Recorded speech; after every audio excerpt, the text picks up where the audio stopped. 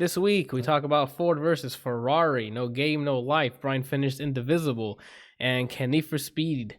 Need for Speed Heat. And then Star Wars Jedi Fallen Order. We got a lot of stuff this week, actually. Path of Exile 2. And Brian tries out Twitch Studio. Then we hit that. Oh, hold on. Discord audio.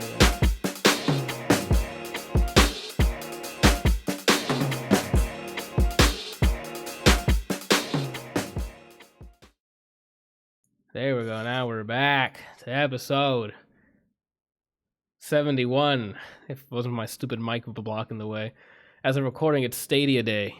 The time has finally come. Have you played it? What a crap show of a day today has been for them. What happened? I don't know. I think it's the future. Because it's Stadia. It went live at 12, right, Randall? I got my code at 5 o'clock as I was driving.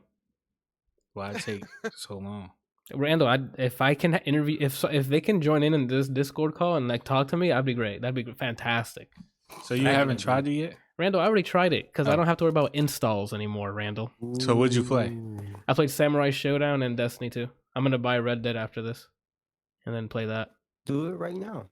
I can, but I'm not here to sell Stadia. Like, I've been doing that for years now, and no one gave a crap, so why am I going to do it now?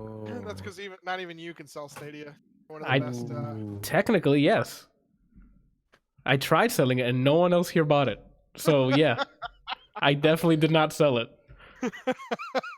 You're like 100% correct on that. Bought it. I guess I'll start off with that since that happened literally like 2 hours ago. Yeah, so I finally got into Stadia. It's out. It's effing fantastic. I don't have the controller or the Chromecast Ultra. It's going to arrive on Thursday, apparently. But I just loaded up first, you have to set it up through the Stadia app on the phone. I got to choose my username ahead of almost everybody because founder or whatever. It's just ADLR. Nutmaster? Oh. No, Brian, I did not name myself Nutmaster. I don't know. It sounds like you missed out on a perfect chance to yourself Nutmaster. Better reinstall Stadia. Reinstall it. Yeah, I'll do that. I'll do that. Your Stadia console and get another one. Oh, I forgot my chat. I'm sure they're just roasting me about Stadia already. Oh, they're not. Oh, let me close this. I don't need that anymore. So yeah, set it up. What happened? Somebody said something out about Stadia. Yeah, I just saw it. Thank you, Kelsey, for typing in Stadia sucks. Hasn't even used it, people. God darn it, dude. I'll say it was as easy as I thought it was gonna be. I signed up. They're like, "Oh, here's your homepage." I didn't have any games. I went to the store since I have Stadia Pro for 3 months. I was like, "Oh, here you go. Here's Destiny 2. You can claim it." Got Destiny 2 the collection. Samurai Showdown. It's free as well with whatever. Claimed it. I'm like, I wonder how Stadia Showdown is. I hit play on my... Oh, no, I didn't, not yet. I got it on my phone. Then I opened up a browser and just went to stadia.com, which redirects you to stadia.google.com. Not sure why they told me to go to stadia.com if you're just going to redirect me. And I signed into the account that I have Stadia on. It's like, here's your home, here's your games. And I'm like, okay, clicked on Samurai Showdown, and I hit play, and the game loaded up. Streaming. Played Amazing with... how that worked. Right? And I had this connected to it. I don't have the Stadia controller, so I had my Xbox controller connected. And it worked. So I played with an Xbox controller.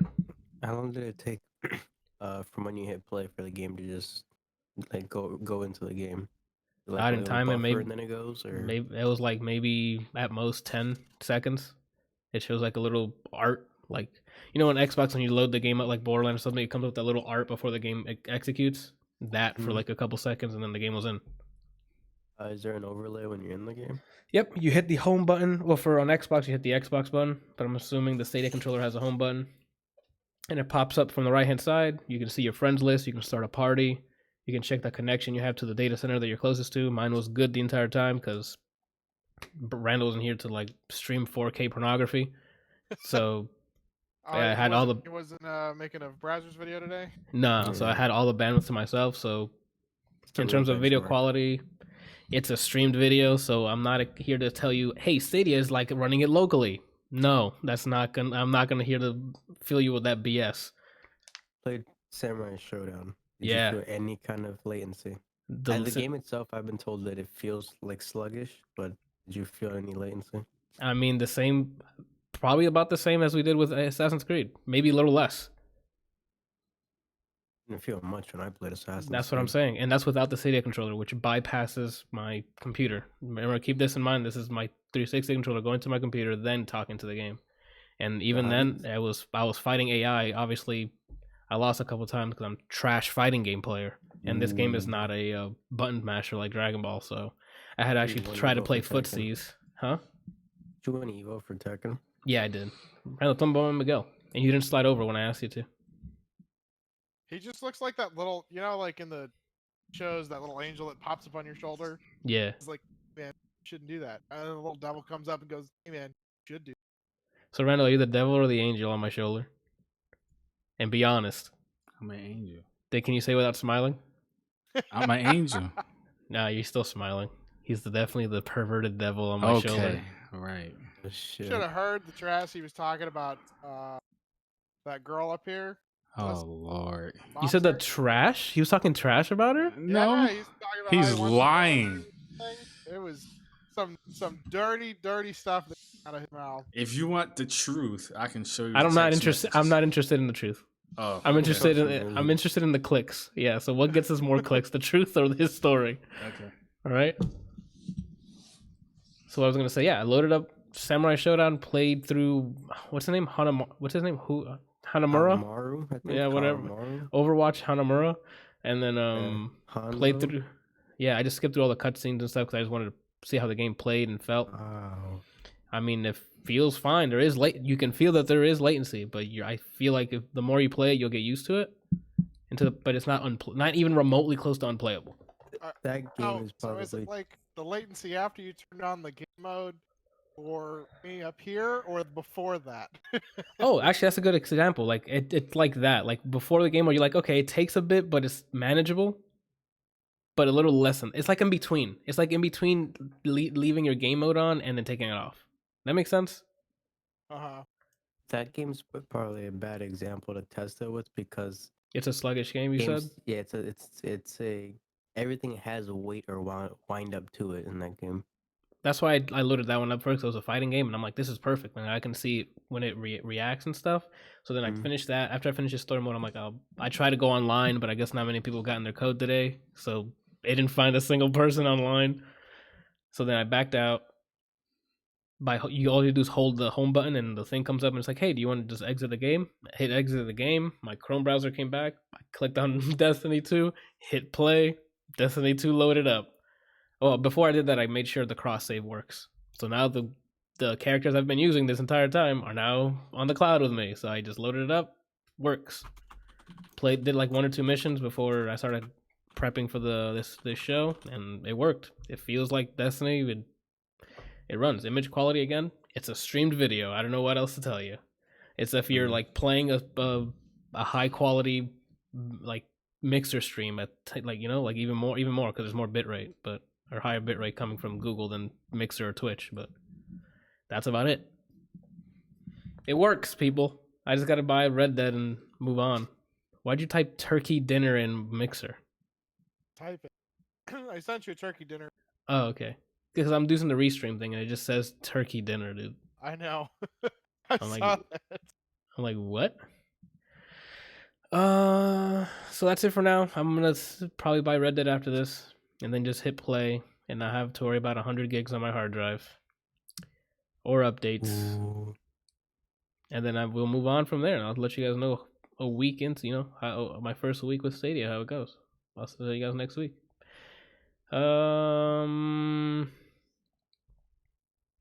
Okay, I gotta get this out of the way. So, Kelsey, I know you're smiling and stuff. I might destroy your hopes and dreams here, but I finished No Game No Life. Okay. I don't want to crap on it. That's not what I'm here to do. I want to ask you sincerely, what did you like about it? That's not. I know that sounds really bad. I know that sounds really bad. That's like. I just honestly want to know. Open-ended questions because there could be a lot of things that you liked about it that I didn't pay attention to, or something else. I don't. No, I'm not trying to set you up for this. This is just an honest question. Like everything about it, I thought was hilarious. Like the way that the the brother and sister interact, how they like explain, how they do shit and then explain it and make it so stupidly simple that you like, holy shit, that they're Okay. always looking for information, trying to do stuff, even though it seems like they're not doing anything. Okay, so I agree on the funny stuff. Okay. But when it comes to the game stuff and the logic, I did not care for it. Because like the first example for me was the first time he played chess with the girl who's with the elf lady. It's like a real life chess or something. I don't know what it was. It was like the third or fourth episode. Oh yeah, that one was really kind of dumb, but it Because, was hilarious. but that's what I'm saying. They'll sacrifice like that how smart they are for the punchline. Like I'm like, oh, they're gonna play chess. I want to see some smart chess play here because the girl was supposed to be like dumb smart on chess play. She can analyze 80 different, like they explained all of that, and then it ended up he just jumps in the middle and then he's like, no, my queen, and he started acting out, and because it's like chess but different. So at that point they're just making it up as they go. So I'm like, you're not out logically like using your logic again, you're just winging it. But he is. Because he's not. It's not a normal chess game. It's a magical chess, and two, it ends up becoming more of a dating sim than it is actually a chess. And that to me, I'm like, okay, I guess that's funny, but then I'm like, where's the I gotcha because I thought 7 steps ahead. Yes, there's that, but it's by bending the rules in a way that but they're not cheating. And Is it like Full Metal Panic silly? no, Full Metal Panic's more silly, I think, than this. This is a little taken more seriously because yeah, like there's like heavy gambling here. Like there's a game he plays with a Frugal. What's her name? Frugal, the wing lady. Oh, the Flugel. Yeah, I think it was her. They put their existence on the line. yeah. What I'm and that okay. And here's my other pet peeve here. This is trying to be the softest core hentai I've ever seen in my life. Dude, they have cat girls. Like, and that leads to my next pet peeve. I was really intrigued when they were saying, oh, there's like 16 different races and stuff like that, and all of them still look human, but with like a small hint of what they're supposed to be. Like the cat people just have the ears and the tail, and they can transform at the end. The Frugal just has wings. It still looks very human. Yeah. The one that looks like a different race is the old dude because he's super Sagat ripped. Like he is like. That's my main one. He's actually a really cool character. The Eno guy looks like a cool dude. I love a Guilty Gear character. And I guess my last pet peeve on it is like there's a lot of like world lore, but they either like skip past it by just saying it out loud to each other instead of us living through it. That makes sense because there's an episode where they talk about the relationship between the elf and that chick. Yeah. And they're just like, oh yeah, my parents are just terrible people and whatever. We loved each other and then we moved on. I'm like, wouldn't that be a great episode to dedicate to that? Yeah. So I think the problem was that like a lot of people are really upset with it because the manga itself is like way ahead of where the anime is, and so everybody's like, give us a fucking anime, and then they release this and it got a bunch of people's attention, but it hasn't gotten enough that they can get like more, and so they tried to just pack as much as they could into it rather than giving you a lot of the backstory. Like if there is a season 2, I want them to take their like a lot of this seem like they're just going, hey, here's a game, and they quickly end it in like one episode. I can't believe I'm asking for more episodes of a game like Dragon Ball Z fighting, but there's a lot that I have questions in this world. Like how like Tet, what's his end game? Or is it gonna be Tet is like the god of gaming or of play or whatever. How does all these X seeds work? Like you said, there's a movie that kind of explains the back like even history, right? So the movie like it's about 2 other people. One of them like you have to I can't really like explain a lot about the characters, but it's about how everything came to be as it is. So it starts off with like talking about the war because they're in the middle of the war. Okay. And then how it eventually gets to where they are now. Gotcha. Okay. Like that's stuff I wanted to see throughout this season. Like I wanted like a lot of world building so then we can get to the conquering. This one worked like the final boss was look at this big breasted version of the cat people. I'm like, what are we doing? What like? The Flugel is my favorite character ever, though. Like, it's so funny. And she's very And then- like to the point, and like there's a lot of tension between different races that they kind of hint on, like when they were trying to get each other to work together, and then the elf and the Flugel, I can't pronounce it. Like they Pretty just sure started it's a name Flugel. calling each other because she was like hit from the sky, so she got hurt, so she just obliterated most of her race, and it's like, why didn't we see this? So you get to see a lot of that stuff in the movie. Mm-hmm. So they like they give a little bit more background into like each of the races and their power and things in the movie that I can remember. Yeah. But the two of them, like, they're absolutely hilarious. Listening to her, because now because of the game that they played, she is forever his servant, Yeah. and just listening to her talk back to people is absolutely priceless. Yeah, because she's like the muscle too. Like it's a servant, Oh, but yeah. if anyone tries to get out of line with them, she'll step in and say something, like just verbally abuse them. And then if they want war, she got magic. So like, Because she's like one of the strongest races out there. yeah. But my absolute favorite is the Steph Vision. Steph Vision. I don't Steph remember. Vision. Oh, got it. You Yeah, can't not remember this. Yeah, I Like, remember it. That's in the beginning. That's right in the beginning. Yeah, it's like the first. It's like The first two it only lasts episodes. a couple of episodes. It's like the first 2 or 3 episodes, because yeah. she's like looks at him and she has a Steph Vision, and then she tries to snap out of it by banging her head against the wall. That doesn't work. I love like when she's what is it? She's in the kitchen, and she's like in the Brian. kitchen or in like the bath or something, and then thinks about him, and he's in this just like suave suit, and it's like, Steph, I will love you forever, and she's like, oh no, and then she like starts slamming her head against the ground. Yeah. And then the servants that are there are like, oh my god, Steph, are you okay? And she's like, yeah, I'm just gonna make him some cookies. Yeah, it's a lot of that. And then there is an episode that I think there's one episode with Steph that I was just like, this is a filler. Why? You only have 12 episodes, and it's the one where they're learning. What is it? They were in the library the entire day, and then Steph tells them to go on a walk, and then they just make her like the pet dog, and then they just keep running, and she keeps losing more and more clothing. A lot of episodes is how can we get them to their underwear or completely naked? I can live without it, but if I wanted to, go ahead. That episode's kind of important though, because it shows you that they don't like do anything for no reason. Yeah, because it the whole time, like, she's like her whole purpose is to get them motivated enough to do stuff. Like to help bring back the basically the human race from the verge of extinction and be one of the top races.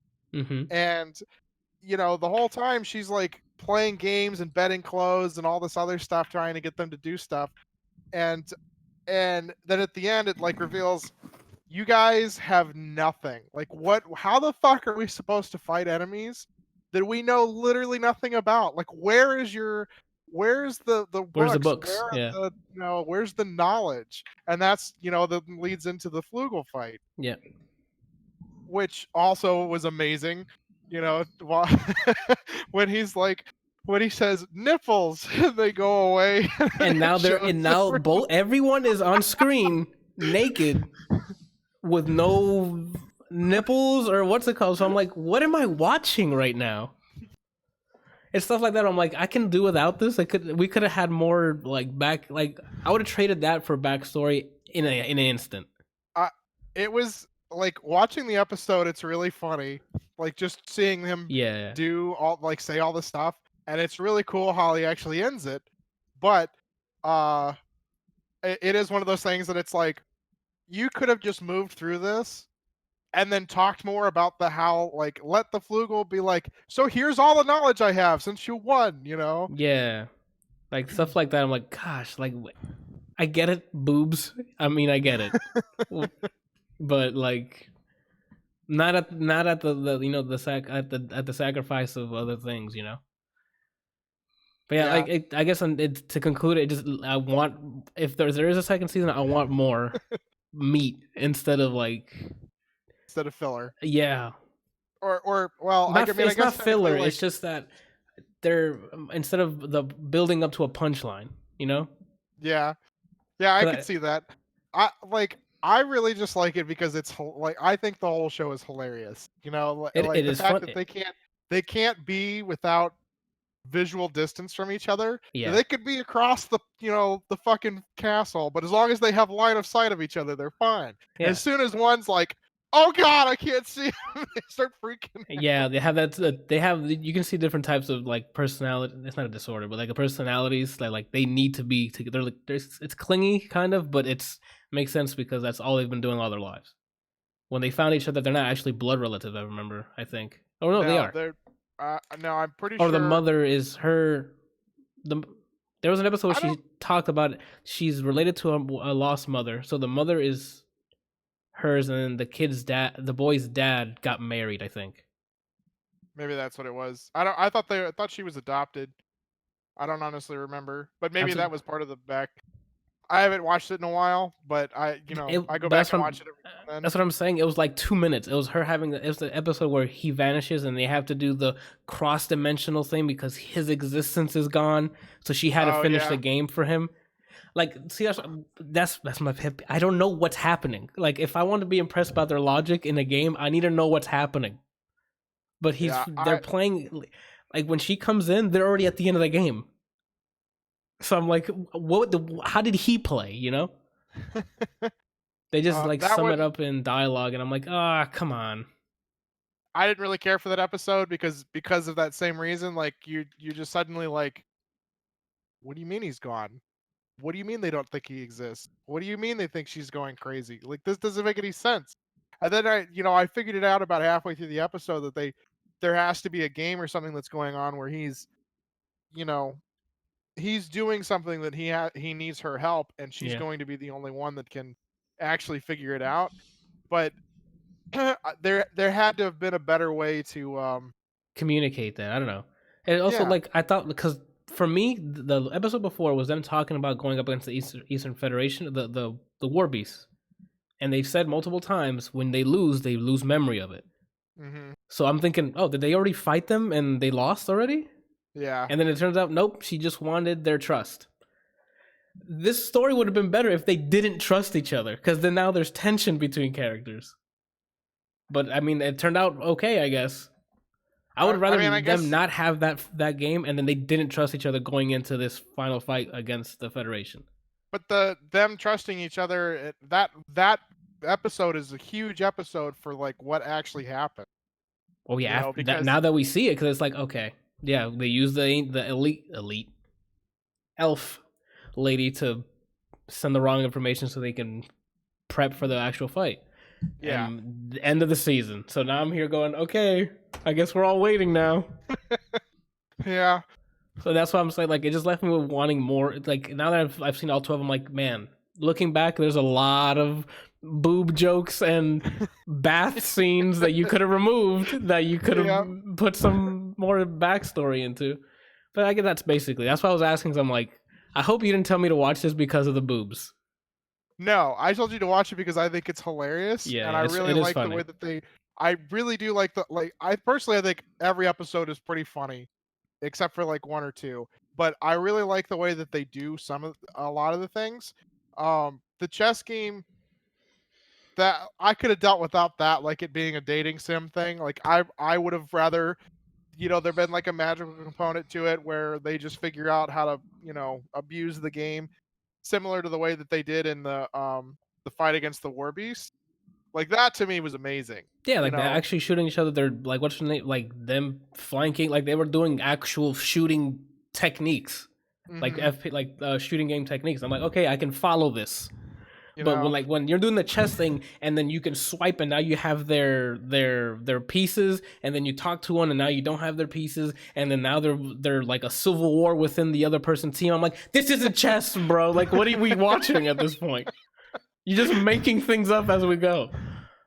But that's about it. I definitely enjoyed aspects of it, but I'm hungry for more. Like, I want more lore. We all are. Like, not everybody is. Yeah, I can see that. All right. But yeah, I blew through it. It was like 12 episodes, 20 minutes. It definitely has its moments. Yeah. And it's very I like the art style. It's very vibrant, like over vibrant on purpose. So like the colors bleed off the lines and it's super vibrant. It looks really nice. Yeah. I would definitely suggest watching the movie because it does give a little bit more information about the world and like what's going on. Not so much in the point that they're in now, but it like at least gives you a little more backstory. But it gives you world history, so we know what's at stake. What does it give you, like relationships between the races and stuff? And I don't honestly remember. I've only seen the movie once, so okay. I'm That's just kind of going off what I can remember. But like it talks a lot about it talks a lot about like how the humans survived and who was basically dominating everything. Because you have the gods and then you have the Flugels and then you have and you have the shrine people, because at the end the season ends with her going, "Oh, check this out," and it's like some super whatever being that she summons. That's one of the gods. Oh, okay. Every race has a god. So the shrine princess is one of the gods. No. She's the shrine princess is just a title. Like they just gave that to her because she came in and like she's got more tails. She looks like a nine-tails fox. Yes, but she looks like if Naruto became super hot for whatever reason. Yeah, but she like if I remember correctly, she just comes in and like unifies the War Beast people. She starts just working her way up the corporate ladder to being basically the ruler because of she's just a special war beast, as well as the fact that she's very motivated to being the leader and unifying her country. But no, she just has the ability. I don't know if she just has the ability to summon the She summoned something like it. The way the shot was, it was like the she had some sort of marking, like she was like an alchemist above her, and then some being was there, and then he's like, "Yeah, now let the games begin," and then end season. And I'm like, "Well, why now? Why didn't this cool things happen 2 episodes ago?" The old Deus. That's what it's called. That's what it was. Yeah, called the old Deus. And so you have because Tet is part of the Deus, but the old Deus are the 15 races or the 15 gods or whatever that didn't make it. That because he's number one, so he's god of the universe. And then there's the old Deus, which are the old gods that fought and everything, and they tell you about it. Like he sort of goes over it in the very beginning and during the Are those the pieces then credits that he needs to go up against Tet? Because it looks like they have the first one. Because every race has a race piece. Yeah, and there's 16 races, and so there needs to be one race that conquers all 16 and gets all race pieces in order to play against God. Gotcha. But he said he's not gonna do that. He's gonna make all of them play together because Tet said, Sora said they're gonna play together. Because Ted said we should play together. So what I can assume is the rest of the series is him gathering his squad of different races so he can go up against God. Basically, what I'm guessing he wants them to do is to unify themselves and stop hating each other and stop fighting. Yeah. And play the game together against him. Yeah, I agree. That's what I think it is too. But I mean, if we ever see it, we'll see. Yeah, I don't know. But I'm pretty sure the manga is pretty far ahead, but it's really disappointing to see the anime and then go, what do you mean there's only 12 episodes? Like, no. I need another 480 to see this. I mean, that's what I'm saying. That's why for me it's very frustrating at the end of this, because then I think back of all the wasted airtime. Now again, they're still funny as you're watching them, but when you get to that 12th episode and you finish, oh, okay, this is getting real. There's actual politics going on. Cool. And then it's over, and you're like, okay, well, you could have done up with a lot of stuff that you could have just removed.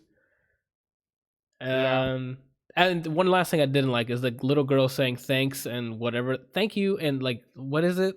She says something after every sentence. Oh, Wait, did you watch it in English or Japanese? In English, because I'm a menace to society. It's not even nearly as good in English.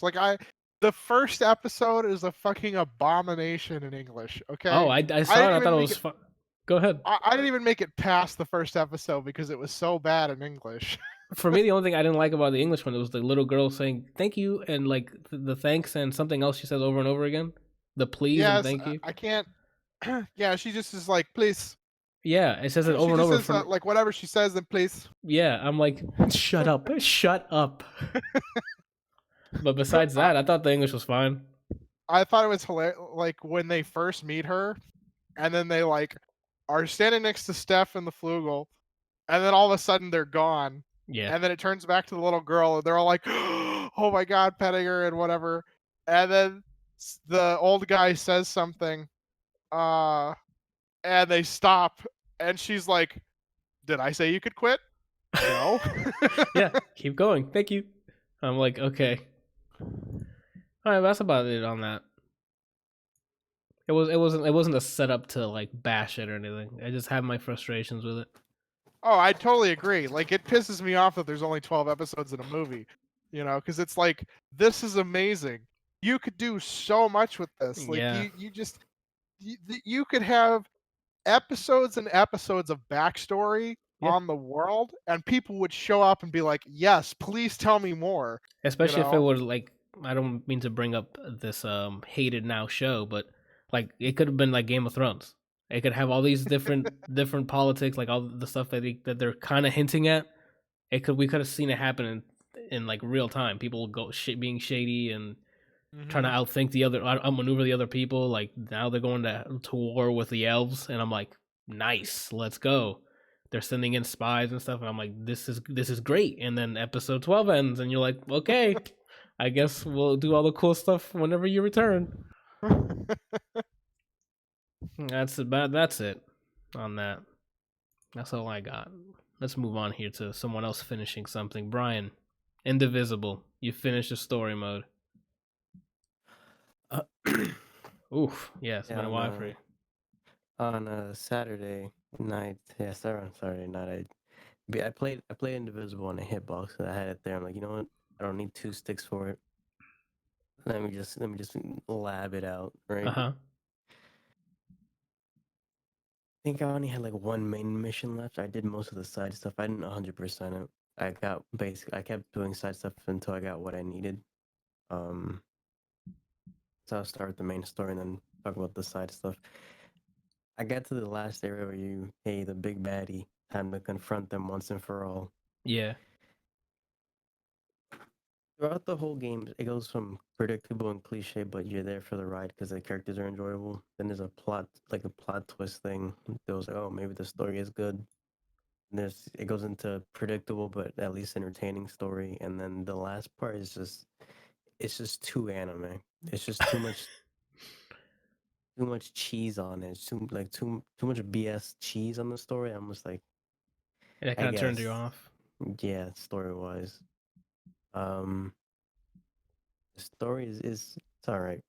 Tell them about that platforming hell you went through near the end. So at the end, I had to do intense platforming, and I'm doing it on a hitbox. So I'm doing this to myself. I'm gonna give it the benefit of the doubt and just say it was because I was doing it on hitbox. Okay. I mean, you did introduce a new controller scheme at 90% of the way through the game, so yeah, really like the last part of it. There's what makes it stupid is why you're platforming. There's enemies you have to fight. You don't have to. I mean, you can avoid them if you really want to, but they're just there. Might as well fight them. You can fall off the platform mid-fight. Like if your character walks off, if your main character walks off, it ends the fight because you fell off.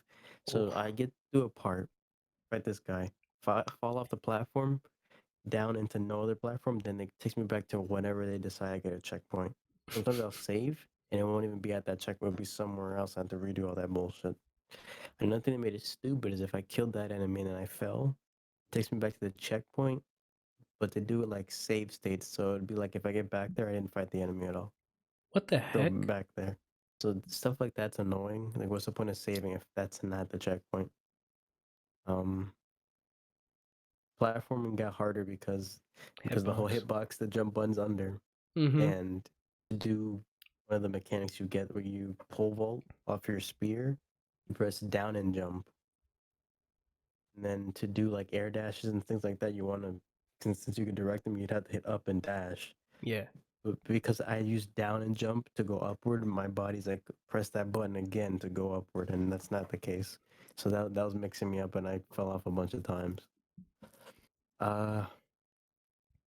Performing still feels good when you do it right. Like, yeah, if you fuck up, but just the movement, it still feels good. It's just those complaints, the story being all right, and then the checkpoint thing and falling off. I know being able to fall off a platform mid-fight's stupid. Minus that, I think if there's any other. Yeah, for the main parts of the game, that's how I feel about it. The game was all right. Yeah, falling off of it's a big complaint. Overall, I still recommend it, even though the story's kind of all right. Gameplay carries it. One thing I was disappointed in is you can do side quests that I don't remember what they're called in the game, but they're like loyalty missions in Mass Effect. Okay. Okay, you're cool with this person, do a mission that gives them backstory. There's not too much backstory in them. Like, it's basically like, hey, this thing's important to me. Fetch quest. Oh, is it a fetch? Like, you just go get things? For a lot of things, it'll be you get things or, hey, go kill that guy for me. And then it's like a Go kill that guy. recolored enemy you've already fought, usually. It's like an elite version of it. Yeah, but because I guess maybe I grind it, or maybe like the end game doesn't scale well with you, it's free. I'm touch a deathing these enemies. So it's not even worth. Doesn't it give you back anything mechanically? Like, do they get like higher stats, or give you an item you can equip, or? So that's the issue. There's no items you equip in this game. Gotcha. There's no like gear, which now that I beat it, it would have been nice to have more of an option for your character, so you can at least have some leeway on how you build them. When you finish the loyalty missions, you get a color palette. It was locked, and to me, that seems like the only thing you get. And then make it apparent. They said stuff. Maybe it's true. Didn't seem like it. One of my favorite character, Razmi, the girl with the tiger spirit. You do something for her. Turns out she says the tiger spirit bomb. That's the name, BOM. Got stronger. I didn't feel a difference. She already does stupid damage to us. Maybe that's why. A lot of it just did you get like nothing out of it. I was thinking, oh, you get like a super, or you get like EX, some kind of property change on the character. You don't really get anything out of it. So I was disappointed because in Mass Effect you're getting it, and the whole ability is locked behind the loyalty thing. Okay, I remember that. It gives you an incentive, so you can. I mean, hey, I trust you, so now you get something in return mechanically. In Mass Effect, you get backstory. You get some type of resolution for the character's story. You get an ability, and I mean, I guess spoiler, Mass Effect 2, if you finish their loyalty mission, chances are they're gonna survive the suicide mission. Yeah, because that's true, because that also ties into the ending. This game is kind of just, hey, do it, just to do it, just to see a star next to their name. Just to let you know you completed everything. So that's definitely something I would have preferred changed. There's not too much side things. I didn't find like a secret boss or anything. Maybe I'm just not woke, but I got through most of the platforming that I could. Okay. The collectible that you get, these little red shards that you go to like a sensei, it increases just your one teaches you defense, the other one teaches you attack. But I don't remember them giving you anything that mattered. I think the defense guy teaches you different parries you can do before you start a fight. It's like whatever. The attack one gives you like another action that you can do. I don't know. Like the game is fun as it is.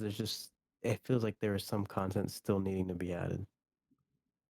Whether it's like depth in your in the combat, but it doesn't seem like there's nothing to keep you exploring.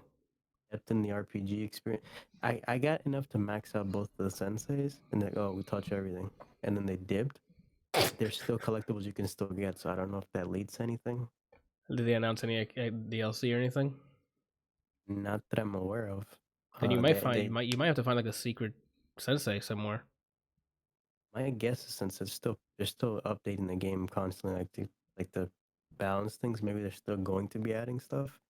So maybe that I can go back like in a year or something, and the game will feel like there's more stuff there. But so far, there's like just enough to keep going through the I guess the game itself. It's really it's surprisingly short too for an RPG. I think I only have like 30 hours into it. Well, hopefully it is short. Because if you're saying there's nothing else, like side missions don't give you anything extra, there's no loot. I don't want to just grind out for numbers' sake. You know, Right. There's no money, and I guess they do that lore wise because main character has no value in money. Like they don't want money. Got it. So there's no point in holding it. So yeah, for the most part, what carries this game is the gameplay feeling good, combat wise at least. The navigation and platforming aspect of it is really on point. And just the character personalities, the soundtrack too.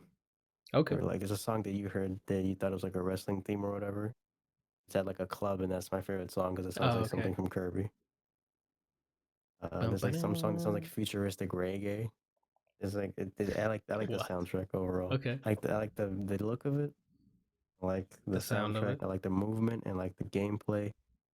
I like the characters. The story is just passable, but overall, I really enjoyed the game. I recommend it still. Nice. And play it on a hitbox.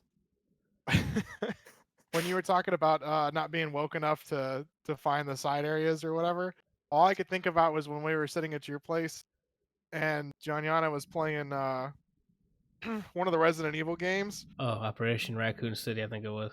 Yeah, and I'm like, you missed that. What? Yeah, there's a thing back there. How did you see that? I just know things. Have you played this game before? No, you missed another one. What? Where? You and Brian together can be the ultimate looting squad. You can snipe where the loot is, and Brian will be there before you finish the sentence, picking it up. Even with Anthony, like when he's playing Call of Duty, I'm telling him where enemies are because he's running like by them. When we were playing Call of Duty this weekend, there's a whole sniper up there. Like there's a guy up there. He's like, "What?" And he shoots him. Then he runs for like there's a claymore right there. He looks down. There's a fucking claymore. It didn't feel like I missed anything that was there. It just feels like I'm like wish there was something there. If that makes sense. Cool. You know what I mean, yeah. Yeah, I got. If I saw anywhere, I was like, "There's probably loot here." If I smelled it, I got it. Okay. Randall, maybe... you awake? Yeah, I'm awake. Is he on the stream? Where is he? I mean, I told him to slide over. Now this is my third time saying it, and he just refuses to do it. So tell me about the Jedi being hunted down. Randall, this is when you speak, my dude. Like, jeez. I thought you was gonna keep going. I didn't know you was gonna stop. Oh, hold on. Before you start, Jordan's asking in the chat, how does Randall feel about salmon? Well, I think you're vegan, so I don't think you eat salmon, right? That is correct. That is correct. Okay, so that's what he thinks about salmon. He doesn't eat it. He's vegan. Randall, you can continue on with Star Wars Jedi Fallen Order. So, I guess wait, before you start, sorry, I'm going to cut you off again. Kelsey also played it, and he just got the Force push. So I guess for spoiler's sake, I don't know if Kelsey really cares, but... Not entirely. I'm pretty sure I actually... Because like I had watched a couple of streamers play, and I think I accidentally tuned into the very end. Okay. For one of them. So you know the ending already. Got it. Yeah. All right, so that's I don't know if I don't know if it changes based on your, decisions or whatever, but So okay, I'm gonna ask Randall because he hold on, actually let me do this way, because Kelsey, you're in the beginning, right? Because Randall had quite the arc when he first started playing this game. He had certain things to say, and then as he kept playing, things changed. So since you're in the beginning, tell me what your beginning thought, the first impressions are of Fallen Order so far. So I really like it. It's kind of like a mix of a Dark Souls game and something else. A couple things that I don't like is the chest system, because all it does, there's not like getting chests doesn't do shit. Like there's like one chest that you can get that increases your maximum number of heals. Okay. The rest of it is just, color changing for your saber. Whatever you're wearing, the little robot that you get, and None of then those matters. What you're saying? None of those matter, Brian. None of those matter. None of those matter. If it's, unless there's a stat Kevin. attached to them, those are worthless. You guys are scum of the earth, these people. But and Randall will agree with me on this. But there is this really cool thing where you get, like in the very beginning, you have your lightsaber, and if you are in a dark place, you hold the left button or left bumper, and it lights up the room, right? Like you hold the lightsaber up and it lights up the room. So you can just walk in. use it like that. It's like a flashlight sort of thing, like Yeah. an ambient flashlight. That's pretty neat. So you do that. It's really cool. Like it helps you see right in the very beginning, and then you get this little robot friend. And guess what? You never have to do again. Oh no, the saber thing. Wrong. You have to do that every fucking where because this little shit doesn't do anything for you. Okay? He's just like riding on your shoulder, like with light coming out of him, and it does nothing for in front of you. It's like, Great. bro, you literally have a light bulb for one of your eyes. Fucking shine it somewhere, okay? I thought we were talking about this robot, dude. Well, I mean, he's not wrong. If this is true, it's like, yeah, that's quite the oversight. Like, especially if you're running and you see his light on, like. You could be worse. You could be there alone. The little robot's really cool because he'll like run off when he like finds something and is like, hey, you need to come scan this. And so it's really helpful to like go follow him, and that I can understand. Oh, I need to use my light so that I can, make sure I get over to him okay, and not fall in a hole or something. But why in God's name would you literally have this like fucking parrot with two eyes that can shine light on your shoulder and not use not it. actually do it? And then the worst part is that he actually turns a light on. Like he turns a spotlight on. But like if you think that your screen's like this big in front of you, he gets like this spot right here. That's it.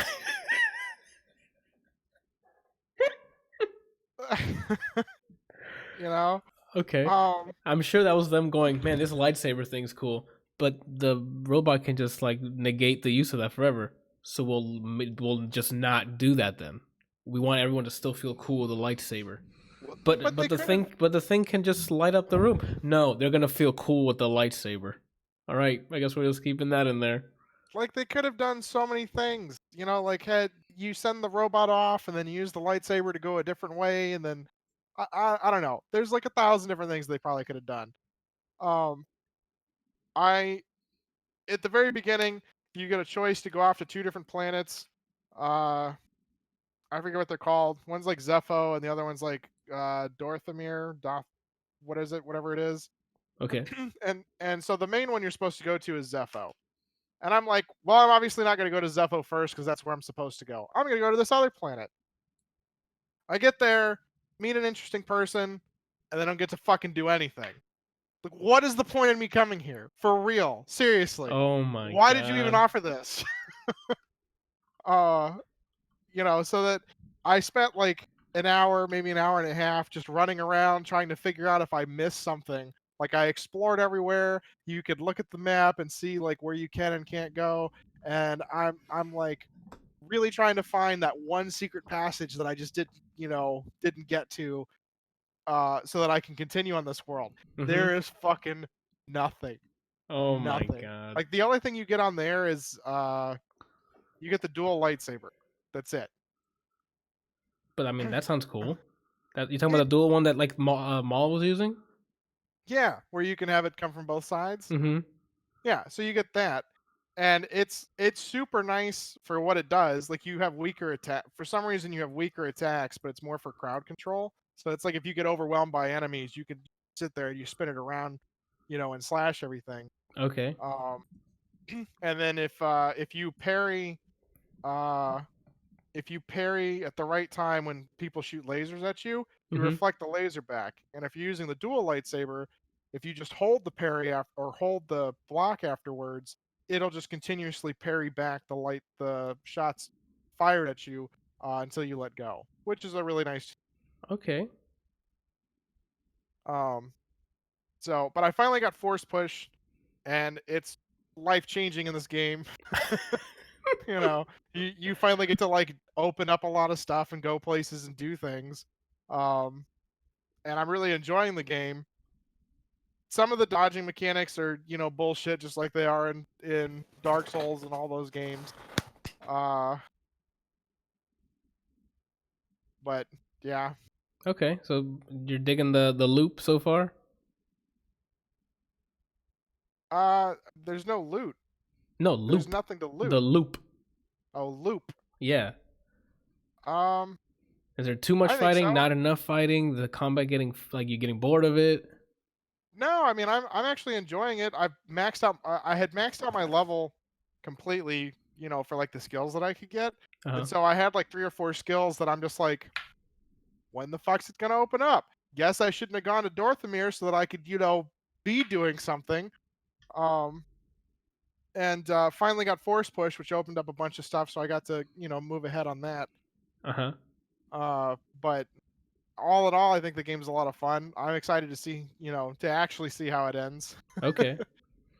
So let's fast forward a bit, Randall. You've put a lot of time into Star Wars Jedi Fallen Order. How far are you? I have no idea how far I am. To be honest with you, there's no way for me to gauge because I don't know how long the game is. Okay.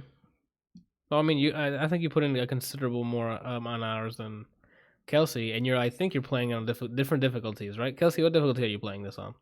I didn't do it on the very hardest. Mm-hmm. I did it on the one right below. Got it. Well, I thought about doing it on the very hardest, but then I was like, I don't know how this game's gonna be. I don't want to get into it and be like, well, this is shit, and then not play it because it's just really annoying. But so Randall, what'd you do it on? He did it on the hardest difficulty. Oh shit! This is why this is why Randall. So tell us how your life has been playing this. Let's start with combat. Combat is. I remember you started off saying there's a lot of things you didn't like about it. So you want me to just pretty much reiterate what I said? Yeah. Before? So when I first started playing this game, I'm just gonna give you everything that I feel from the beginning. Go for it. So when I first started playing this game, I was very unimpressed with the graphics. Okay. I thought that Okay, hold on, sorry.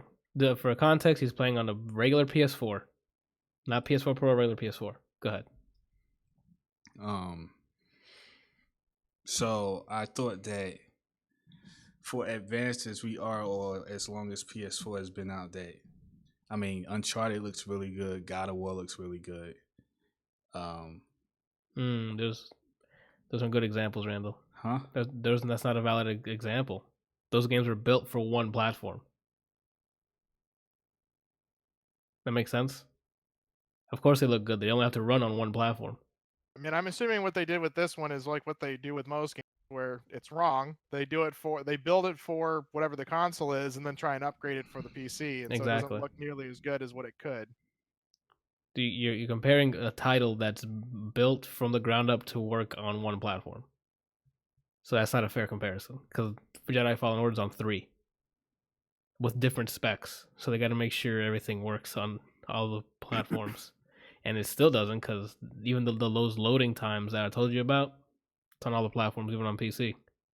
Surprised you didn't mention it, Kelsey. That's why I was waiting to see if you mentioned it. But it might be just... Sorry, I mentioned what? I was reading loading times. Sometimes loading times takes a while if you died, and as you're traversing, it'll freeze to load the next area. Oh, I haven't run into any of that. None of my stuff has taken very long to load at all. Gotcha. Everything's actually been pretty quick. Okay, then never mind. Continue, Randall. I keep cutting you off, but there's a lot of context that we're skipping over here. I also have a question from chat whenever you're done. I know Zordan keeps asking about him being vegan, but 1, we answered that in a previous episode. 2, we can't just stop in the middle of this conversation to answer his question. Oh no, I actually have a legit question from Zordan about the on topic with this game. Oh, okay, thank you. That we can do. We can ask him because Randall's just sitting there at this point. All right. So he says, would you prefer if game designers made alternate levels with inappropriately leveled mobs, i.e. mobs that kill you but you can explore as much as a noob can, or get gated off like what they do in this? and he's talking, and he says that Dark Souls and World of Warcraft did this to a pretty decent effect. And I would have to agree. I would rather have the ability to go and explore and do things, and if I can happen to like, you know, figure out a way to rush through things that would just absolutely rip my asshole apart to get something that's gonna, make me OP for the rest of the game, I'm gonna friggin' do it. Like I hate it when you're blocked off until you get certain skills without like specific reasons. Like it's one thing if you need like a double jump to get up there. Fine. I understand that. But like I don't know, just gating things off just to gate them off doesn't really impress me. I think that if it's ability based, it's not an issue like Metroidvanias. It's done correctly. Once you get the ability, you can go back. If it's narrative based and they cut you off, I think that's when it's an issue. Yeah. The things that I like, some RPGs do it. In other games like that, I guess like Dark Souls, I want to be able to go into an area, and when I realize something just one-shotted me, I feel like it's weakest attack. I'm like, I'm not supposed to be here yet. I like having that goal, so when I come back and it's on site with that guy, I body him. I like when it's too streamlined and things. You should be around this level. It'll be this difficult. I want to take a wrong turn at Albuquerque and have like my save get corrupted.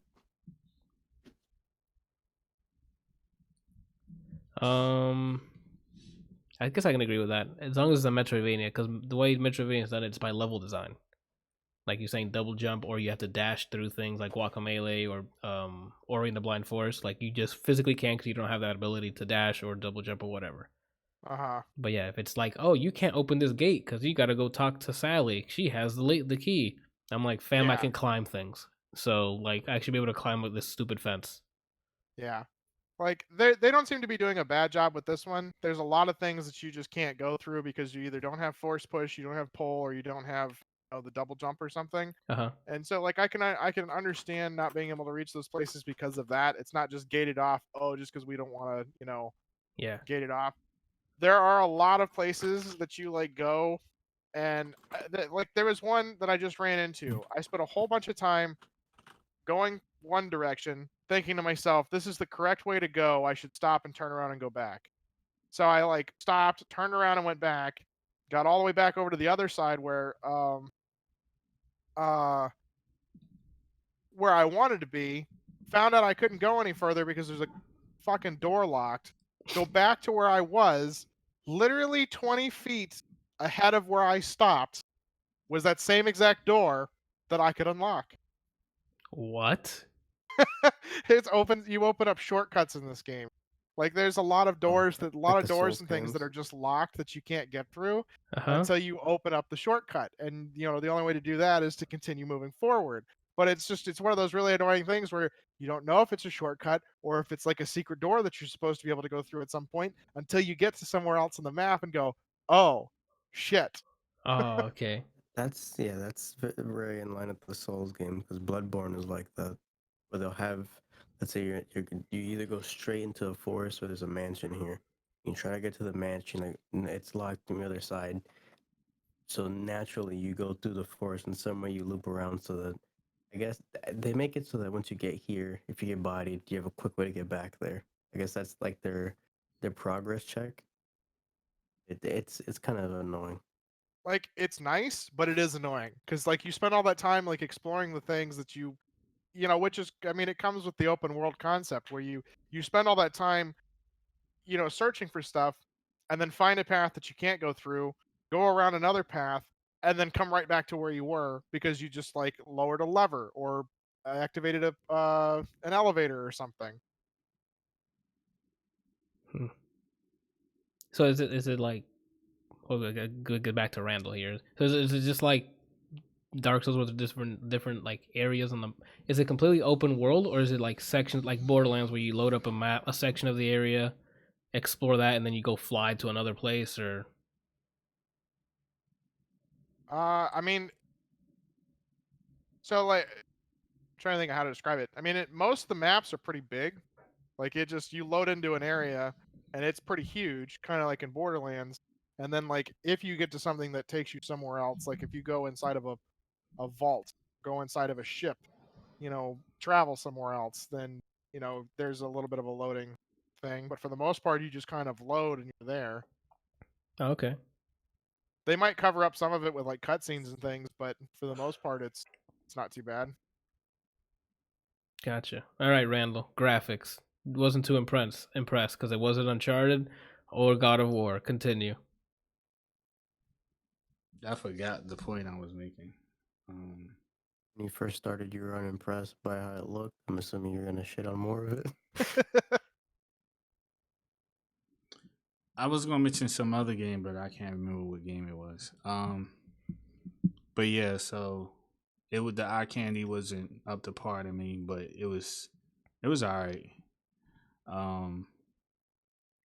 So that part kind of left a bad taste in my mouth because I was expecting it to look really, really polished, but it wasn't. And then I started playing. The story by far is the one thing that's most interesting to me because I'm a Star Wars nerd, geek, or whatever you want to call it. So the lore, a lot of it I understand, I already know. So that part is pretty engaging to me, especially like with the Inquisitors and all that stuff.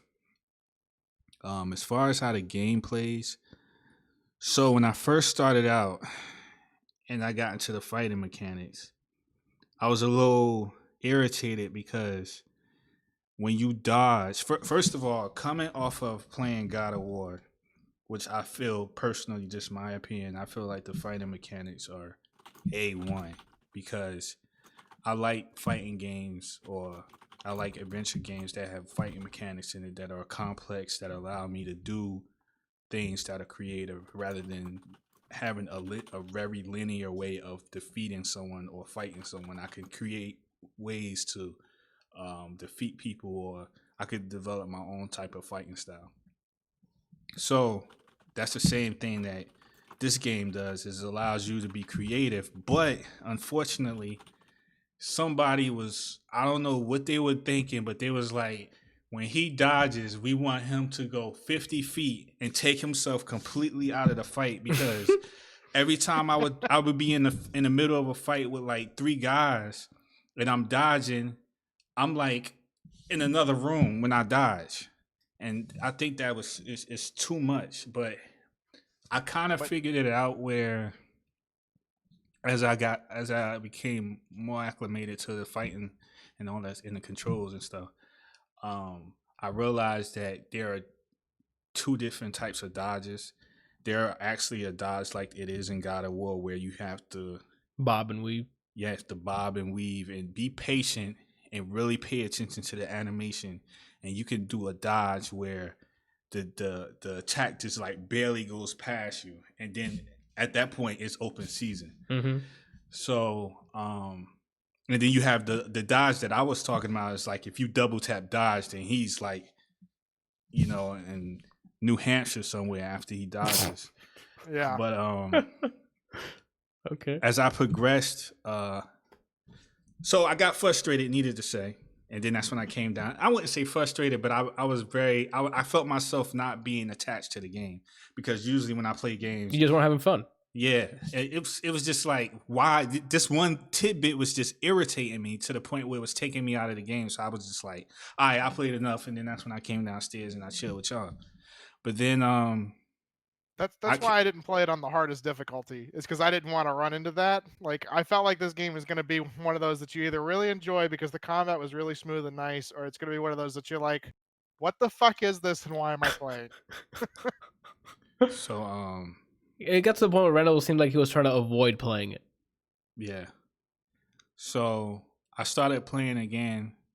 That I think that was it might have been Saturday night. No, it was Friday night because I picked Brian up and then they hung out here, and that's when you came down and just chilled us. Yeah. And then Saturday night you tried again. So what happened was Friday night is when I started playing.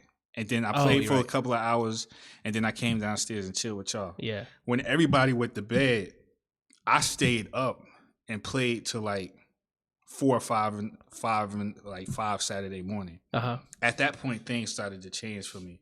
Like Kelsey was saying, as you progress, you get more abilities, like force using abilities. You get dual lightsaber. at that point, my skills, I started to build upon my skills as far as the fighting. And when that happened, the game became more enjoyable. I found new creative ways how to defeat people. Again, the story was just very compelling, very good. And there was this part where like I had to fight what is known as, I don't really know if she's the main antagonist, but she's an Inquisitor. And she's called Second Sister. Yeah, she's called Second Sister. And she's like, she's really good. So I don't want to like keep talking and you know go on and on. So I'm just gonna basically nail down the points that why I like this game now. Okay. So the fighting mechanics is good. I like the fighting mechanics a lot because now I can be very creative, and because I have more abilities and I've been given more abilities, now I can really be creative as far as like how I defeat people, and I can do what I want, when I want, how I want, right? One of the biggest things that I like about this game is the AI. Okay. I don't know if it has to do with the fact that I'm playing on the difficulty level that I'm playing on. Maybe they do the same thing with, on the level that Kelsey's playing on, or maybe it's on normal. I don't really know. But the AI is like, it's not AI. It's almost like it's actual people that you're fighting against, because not only are these jokers talking junk while they're fighting you, their reaction to their response to what you're doing while you're fighting them is ridiculous, man. Like I was explaining to y'all, I think on Friday or Saturday or whatever day it was. It's like it's several times when I'm fighting these guys, and if I'm doing bad, like I'm getting hit a lot or something like that, they'll be like, man, I think we can take him. We're going to kill a Jedi. Let's do it. Like, circle around. Keep attacking him. Like, they're having full-blown conversations with each other on how to beat you. If you're beating, like, one of them or several of them, and you're, like, digging in their junk, like, the dude is like, yo, I think we're going to die. He's moving too fast. He's blocking everything, man. Like, please don't kill. Like, just before I struck one dude, it was, like, two guys left, right? Yeah. One guy saw me kill his boy right in front of him. He's like, please, man, don't kill me. Of course, I had to off him. And even that mean you're in the mafia, dude. What you gotta do what you gotta do, you know? And even when like if it's like let's say it's like 4 regular stormtroopers and then there's a purge trooper. Purge troopers are the ones that are designed, not designed, but are trained specifically to fight Jedi. Okay. So they're a lot more tougher. Like they parry your stuff and all that stuff like that, whatever. So like if I'm fighting him along with four other stormtroopers, when I take them on, he be like, okay, now it's just you and I. Like it's like they're real, man. Like I don't know what programming it takes in order to develop that in AI, but they did a really good job of that because it really machine. Huh? It's a state machine. It really feels like these guys have personality. Like they're actually responding in real time to what's going on. So that part, I really, I was waiting for you to finish. Sorry. No, go ahead. I love going off of that. I love the guys that talk shit about the people that die. Like, wait, you'll be what? You'll be fighting stormtroopers, and like you'll kill one, and they'll be like, he may not have been able to kill you, but I can. Yeah. Like they talk. There's a whole bunch of other ones, but they just do nothing but talk shit about each other. It's like, he was weak. I'm gonna destroy you. Mm-hmm. Okay. I don't know how many voiceovers they did, but they must have a lot of them, man. Johan's asking if there's any dark troopers. Yeah, Purge. They're called the Purge? Purge troopers. Purge troopers, okay. They're the ones that's usually like dressed in all black, and they have like special weaponry that they use specifically to fight against Jedi. Zordan's asking, does the Mandalorian play into the game at all? If he shows up in the game, I haven't come across them yet. Okay. This game takes place five years after Return of the Jedi. I thought it was in between. Did you confirm it was after? Wait, I think I'm mixing up the Mandalorian. Yeah, the Mandalorian takes place after the Jedi. Return of the Jedi. This one takes place between after 3 episode, and Rogue. What is it called? Episode Revenge 3, of the Sith. Yeah, episode 3 and Rogue. Yeah. No, Zordon, to clarify, this game takes place between Episode 3 and Rogue One. Mandalorian takes place after Return of the Jedi and before Force Awakens. I'm hoping that somewhere along the lines that Darth Vader shows up, but I mean, you're grasping for that. You're like, it's because you want to see him in action, or do you want to go toe to toe with him? I don't want to fight him, no. Oh, okay. Because for what? I already know I can't. He's not gonna. There's no way I'm gonna be able to beat him. This could be a multiverse scenario, Randall. No, right? No. You could be the next Darth Vader. Even in every multiverse, he's not beatable. Oh yeah. But so it's the AI, which I really love. The fighting, I really love. The story, I really love. Don't look down when you're talking. What else? I don't know. I think that pretty much covers it. Like the thing that Kelsey was talking about as far as like going to different worlds. I usually kind of stay along with the story, but one thing that I do is that when I do go to a planet, I won't leave the planet until I've explored everything that I could. So like the one planet that I think he's talking about, Borgana, is it's where you're. Was the first one. Yeah, it's it's the first one that you go to. I think it's the first one you go to. Yeah. I did not leave that planet until I had like 96% explored. Yeah. And there's a metric on there, I guess. Huh? Yeah. They tell you how much you've explored with it, and then you can like. It's really cool that the little robot will tell like keep a track of everything. So if there was a direction you couldn't go, or if there's a direction that you still need to go, it's marked in red or yellow. Yeah. What else? I don't know. I guess that's pretty. I got a chance to. Well, I don't want to, because I don't know what Kelsey has done or not done. But there's some. If you're a really huge Star Wars fan, or if you just like Star Wars, there's some really cool things that you get to do in the game that I really like. I think one of them I told you guys about. Yeah. But I don't want to mention it because I don't know. There could be other people, that don't know. Yeah. But it's just like that. Point. Go ahead, sorry.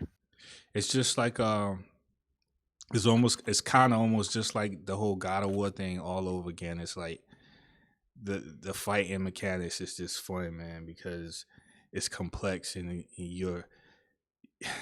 it's a great thing when you suck in the beginning because you're learning the game, and then you can always tell how good you're getting as you progress through the game because your ability to solve problems or the enjoyment of the game goes up because now you're aware of what you can and can't do, and it becomes instinctual. It's not like, like in the beginning, it's like you're all thumbs because you're like, you don't know how effective a certain move is or how you can get around certain things. By the way, this game has puzzles as well too. Okay. What type? So like what level? Like Uncharted, where it's like quick small ones and it's then you move on, or is it like they have puzzles on trying to figure out where to get to certain places? They have puzzles on trying to get how you reach chests or they're called secrets, and the secrets are the things that where he uses the Force to read. Like let's say for example, he finds a helmet on the ground. He'll use the Force to read what happened with that person who was wearing the helmet, and you would hear like a brief voiceover of what that person went through or whatever, like an audio log sort of thing. But yeah, he's using the Force to tap into whatever. Yeah, and when you the Echo Sense is really cool. Whenever you do that, most of the time what ends up happening is it either helps increase your health bar or it increases your Force bar, the ability to use the Force. Got it. How's the dialogue? How's like the cutscenes and stuff? Is like you said the story is good, but how's like the performances? How's one thing you would like about this game is there aren't that many cutscenes. Oh, okay.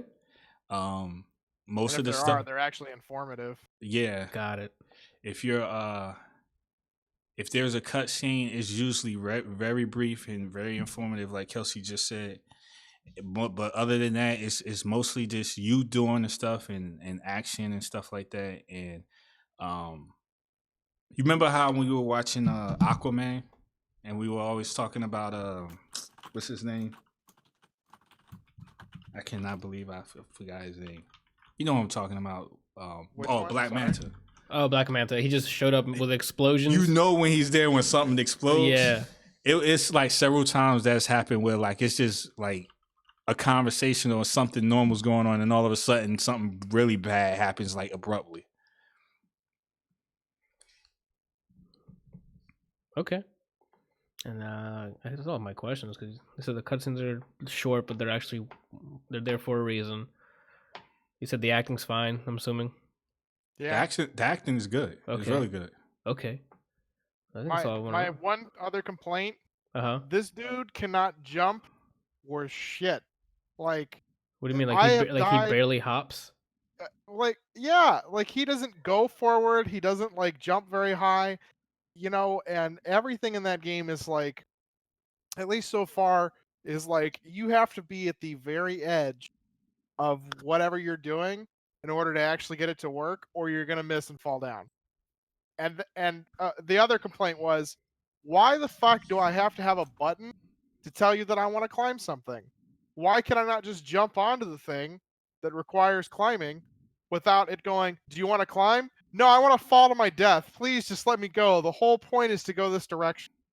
Oh, Randall told me about that. Actually, I'm okay with it. You talking about when you like jump midair and you have to hold a button to like close your hand or something? He told me about that.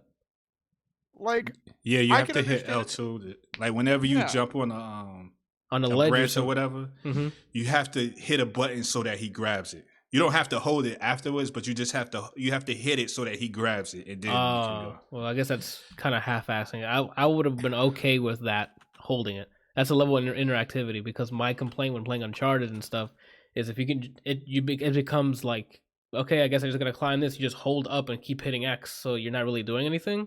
So having like that extra interactive, like being able to interact and try to time it correctly, I think I like. I think I like it. I haven't played this game, so.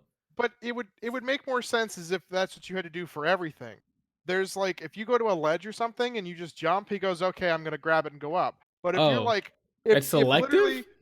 Yeah, so like if you're literally like walking down a path and there's a wall in front of you that's like there, and you know there's a gap, and you have to jump and across to grab some vines or something that you can climb. You literally jump across. He grabs it and then is like sort of holding on, and it says, "Do you want to climb?" And you press the button, and if you don't press it quick enough, or you wait too long, you just fall to your death. That's trash. Like, that's QuickTime events. No, basically. No, Randall, what he just described is a QuickTime event. That is trash. It's not like that. It's when you jump and there's a vine, you hit the L2 button to grab onto it. Once you do that, then that's it. What he's talking about is if you jump and you don't hit the L2 button as you're grabbing for the vine, then you'll fall. But the little I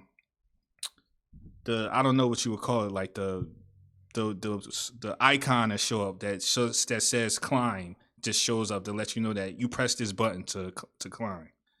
But it's not a quick time event. Like, but the difference is sort of because you jump and he'll grab if that's the only direction you go and you jump onto that thing, and he'll grab it for a second, and then and if you hit the L button before you get to it, generally he'll just grab it and you don't have to do anything.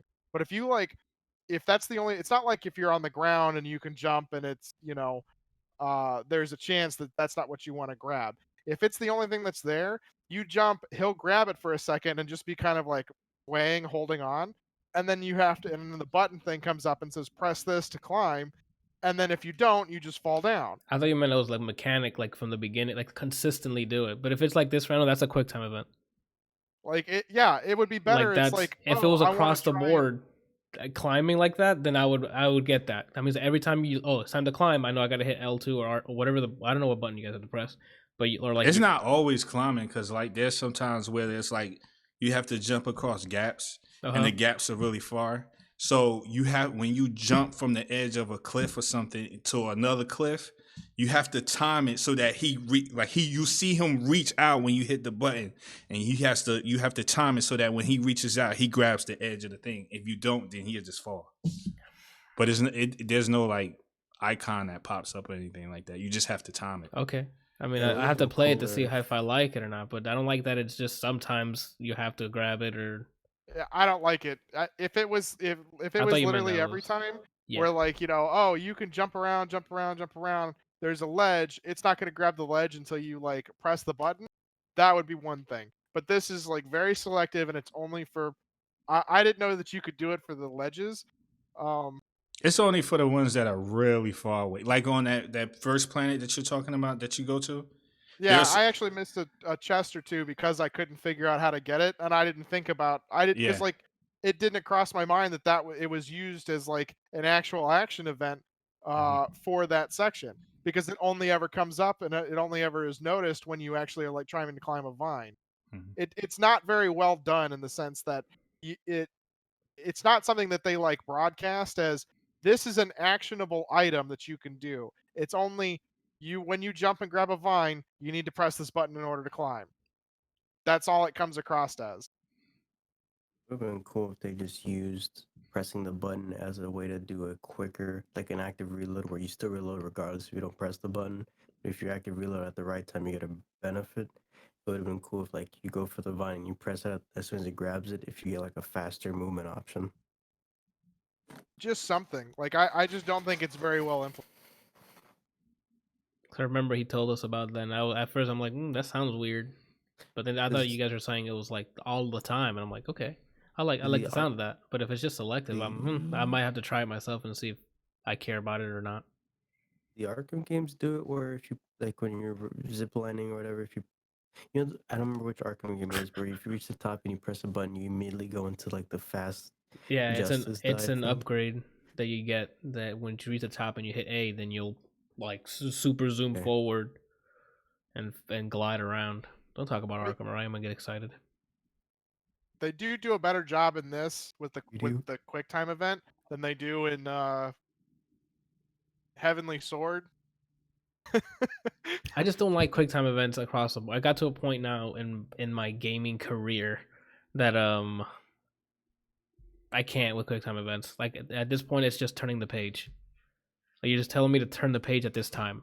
Fam, let me fight The put only it in your quick time mechanics, events that I've come across in this game though is like a button masher. It's like if you're fighting a boss and then you both clang like with the weapons and you're fighting for power. I still don't like those either. I don't like those. I don't I'd like rather those, just and I don't cling. like the way I'd that rather this cling grab off and system then works. go back to neutral. You know what I'm saying? Well, I mean, like she's pushing the lightsaber down to your face, so it's kind of like you're fighting to push her off of you. And then that's a cutscene, Randall. Why am I? How is that a cutscene? Because I'm like, I can't do my force. Can you hit a button and just force push her away? No. Then I'm watching At least a video. I don't think you I'm can. watching a video, Randall. Like at that point, I'm just clicking to It's go to just the next interactive frame. video. Anytime they force you to do a certain option is when I'm like, like when God of War, when you're swinging at what's his face and you just working the body at each other. I could have just watched that. Yeah, like it didn't immerse me. You just want me to hit buttons while a video plays. Like, don't do that. They want me to fight the person. Give me fighting mechanics, and then I'll take it from there. I don't like this quick. Like, I'm done with the quick time events. You don't need it. It's old. I really wish they had if they were gonna do the ledge grabbing and things. I wish they had done it in a much better way. Because thinking about it, maybe I just misread it, which is very possible. But they only ever mention it when you're jumping and grabbing the vine, when you're and they about don't to even miss really it. mention about it. Yeah. Like it Okay. would be one thing if they were like, hey, to grab a ledge, jump and do this, and that's how you get around, so that you can like jump and jump and jump and jump. Or if like say you do jump and you miss, you can press the button and grab the ledge if you're quick enough. But it's not It was not communicated. No. Gotcha. All right. Do you have any complaints besides your beginning woes? Like after you got good at fighting and stuff, you didn't have any other like complaints or anything? You seem pretty cool with it so far. After you turn that After it aged on you, you know?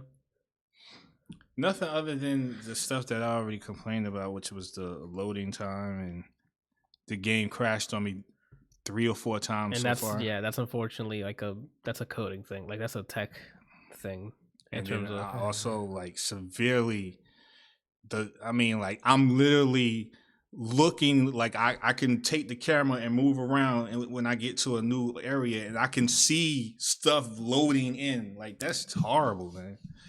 that's Yeah, that's horror. I haven't had that problem. Well, again, you're on PC, so like it's hardware issue. Like that's with an SSD, right? and You're on. he's on PS4. I'm not playing on an SSD. I'm playing it on a RAID 0 hard drives, but And that's still way faster than what the PS4 has. I'm sure it is. I didn't realize that you were on the PS4. Yeah, that's what I'm saying. There's Like your problem. that's something that No question for Kelsey if he doesn't have any more complaints for the game. Okay, what's up? Played Sekiro. You beat Sekiro.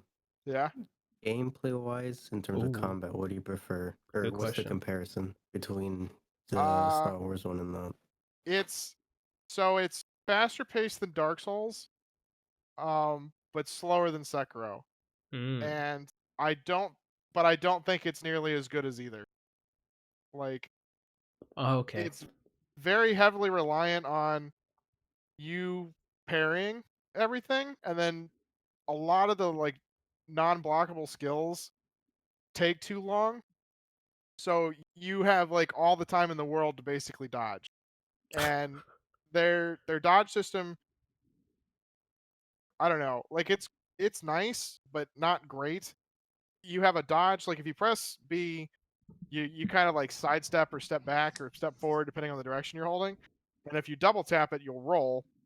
But you can it's another one of those games that I really hate with like, oh, the guy's lunging forward. Oh, I dodged this way, and then he grabs me. You know? No, I hate that. The I hate tracking. when they have too many active frames on it. There's so many enemies that like lunge forward at you that literally like jump forward, and like you'll be like here, and they'll go, oh, there I hit you, you know? And it's like, no, that's not how physics works. You can't just go, I'm over here now. He's not a plane, dude. Like, you gotta go, if you jump forward and your feet are not on the ground, you're not gonna change the direction. Unless it's like a fantasy world, and I guess you can double jump or like air dash or something. That's weird, because when I play, I've never seen it. So on Zepho, the first time I experienced it, I think the first time I experienced it was on Zepho with those giant like rat creatures that like burrow out of the ground. Do you know what I'm talking about? You talking about because there's 2 different ones that bury in the ground. There's one that's on Bogano, which are these like mutant mole rat looking things. And then there's one on Zepho that look like giant rats. Okay.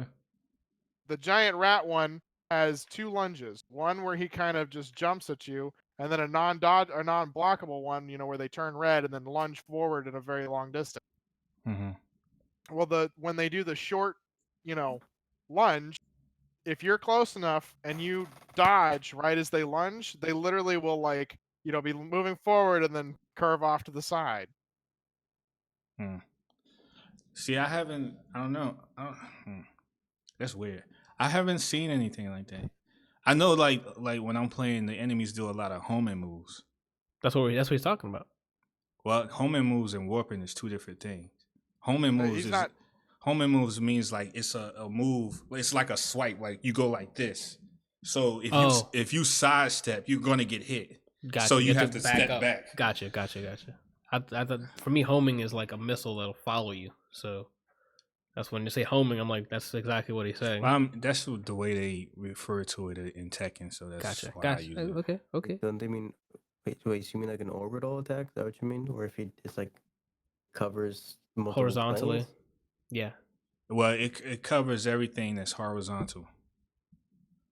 So in order for you to dodge it, you have to step back, or you have the dodge move.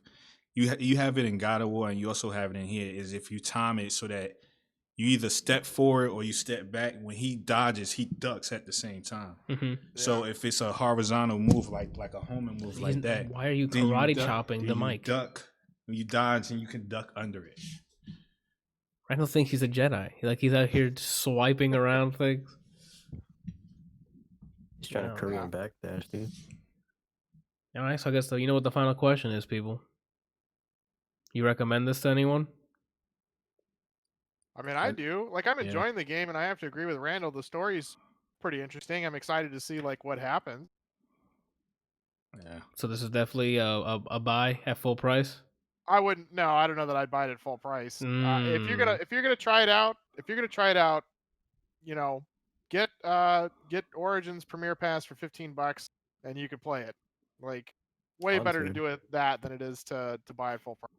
Okay, Randall, how about you? Because you paid full price.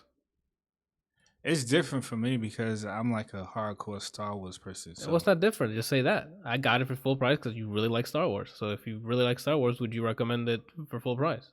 Yeah. All right. Well, what if they're not? Do you think the gameplay mechanics are strong enough to hold its own?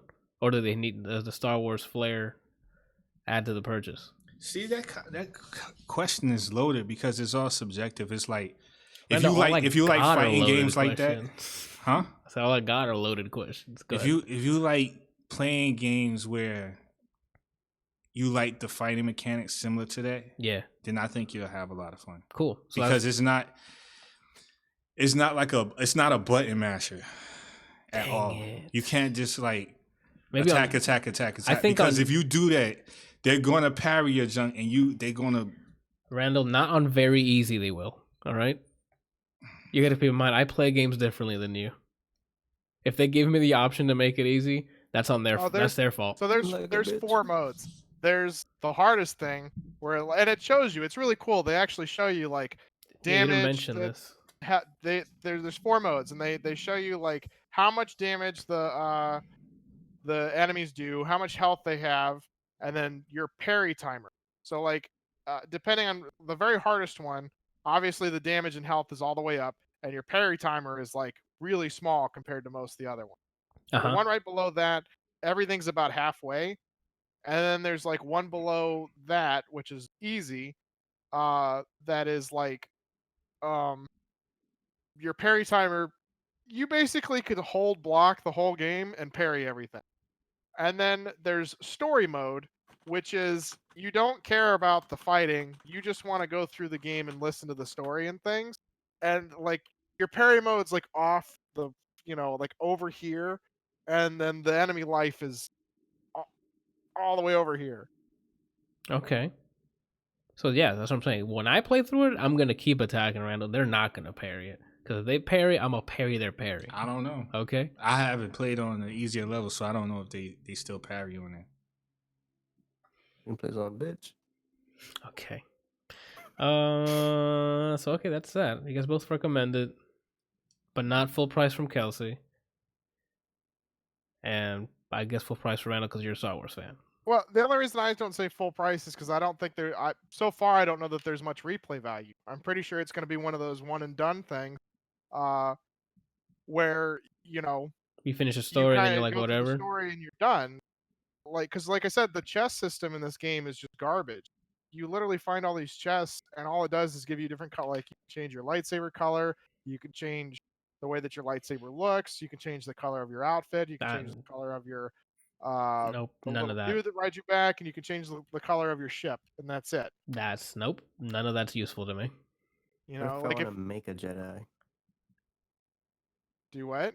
You want to make a Jedi? Yeah. You are the Jedi. You're making yourself the stronger. No, I'm always Ian. I want to be my own Jedi. Record you playing it and then deep fake the footage with your face on it. I don't know. No. You make the same game. You let me make my Jedi. All right, so I guess you guys both like it. We're gonna move on now. I would have to agree with Bryant though. Like if you could build your own, if you could like customize your character and then find all that shit, it'd be more worth it. But you can't. You literally get some predefined, everything, and that's it. What they need to do for a Star Wars game, forgot English because I got excited. I pre-thought. What I was trying to say is you need to make Knights of the Old Republic, right? An action RPG like Mass Effect 2. I'm nothing.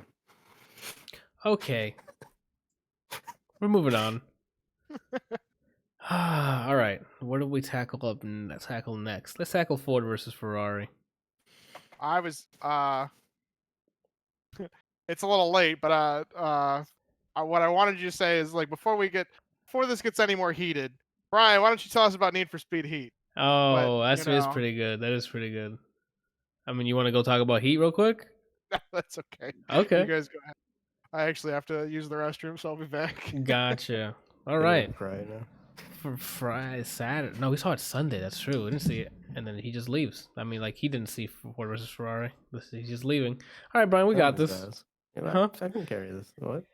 Oh my gosh! So yeah, Sunday we went to go see Ford v Ferrari.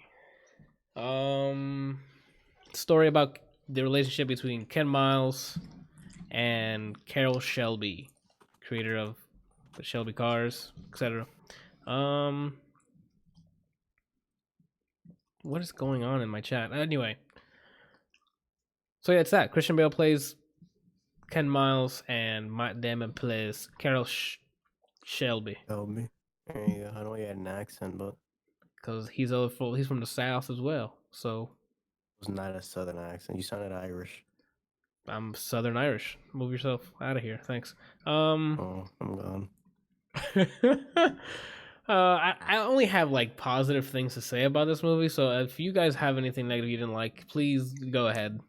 And we'll start off negative and we'll just go. Because I effing love this movie. So like it's 2.5 hours never gone so fast in my life. It bothered me that Ken Miles died. We knew that going in. I didn't. I know. You didn't? Why would no? I don't know anything about this story. I went in blind on purpose. Oh well, it's a huge historical event. Yeah, so like that's why. Okay. It's kind of like Michael, like everybody know that Martin Luther King is not alive. It's kind of like that. I don't think I'd put it that high up. Well, I mean, like if you're if you're in the racing world, then yeah, it's kind of that high. But if you're not into racing, then yeah, you probably wouldn't know. I still wouldn't have said that. I mean, I think it's fine. Like it's literally history that happened. Who knows how long? Like I don't know. It's just history at this point. Like that's fine. It's not a fantasy like story. Anyway, moving apart from that. Well, why? Yeah, Randall. What first? Like yeah. You knew that going in. So what do you mean you don't like it? You wanted like an alternate history version? No, I mean I knew he was gonna die. It just sucks, man. It just sucks. Okay. I mean, like, yeah, you can know things, but it still doesn't mean it won't bother you. That's the only negative thing I have to say about the movie. Oh, well, I can't really say it's negative, but I forget his name, but the guy who played the antagonist in the movie, oh my god. Yeah, I wanted to punch him in the mouth. But that's good acting. Right? Yeah, that's a compliment to him. Yeah. I forgot his name, but he was the one that's always breathing down Shelby and Miles' neck. Something BB? I don't know. I don't know what his name was, but yeah, he was like one of the suits that was just making a difficult time for all the guys, and he did great because man, did I hate him, his character. He was like, I can complain about is a very small nitpick. I guess yeah, people knew the story. I didn't know the story. Okay. I went in blind. Even though you knew the story, they foreshadowed that way too much. What? I guess his fate. Like they chose specific things that they were added for the movie. Like you can tell those things for the movie, and I think they overly foreshadowed it. I don't follow. I don't know what. I mean, a lot of the time it was with him and his family. Is that what you're talking about? Like his dialogue with his family. Interact. Like when he's testing the car the first time and the car goes off. Conversation right after that with the Petey and the old dude complete foreshadowing. I know that I just feel. I mean, I wasn't there obviously, but there were parts in there that I don't think actually happened in their real conversation, where the camera chose to aim during the Le Mans when they hammer the door. Uh-huh. Way they shot that, more foreshadowing to me. They just like made it very obvious that I don't know. I feel like they just foreshadowed too much. It doesn't even matter what they foreshadow because they're like, we're not gonna stop it here. We're gonna have one more scene with Matt Damon and his kid, and that destroyed me. Matt Damon trying to keep his tears in, mine were flowing, dude. I'm like, Cry? goodness, huh? Cry? I cried at the theater, and then I cried yesterday on the way home. I'm not kidding. I felt it brewed something. That scene, I don't have any more complaints. No, I'm just. We're gonna be gushing about. I have nothing bad about to say about this movie. Like this movie is like it shot up my top 10.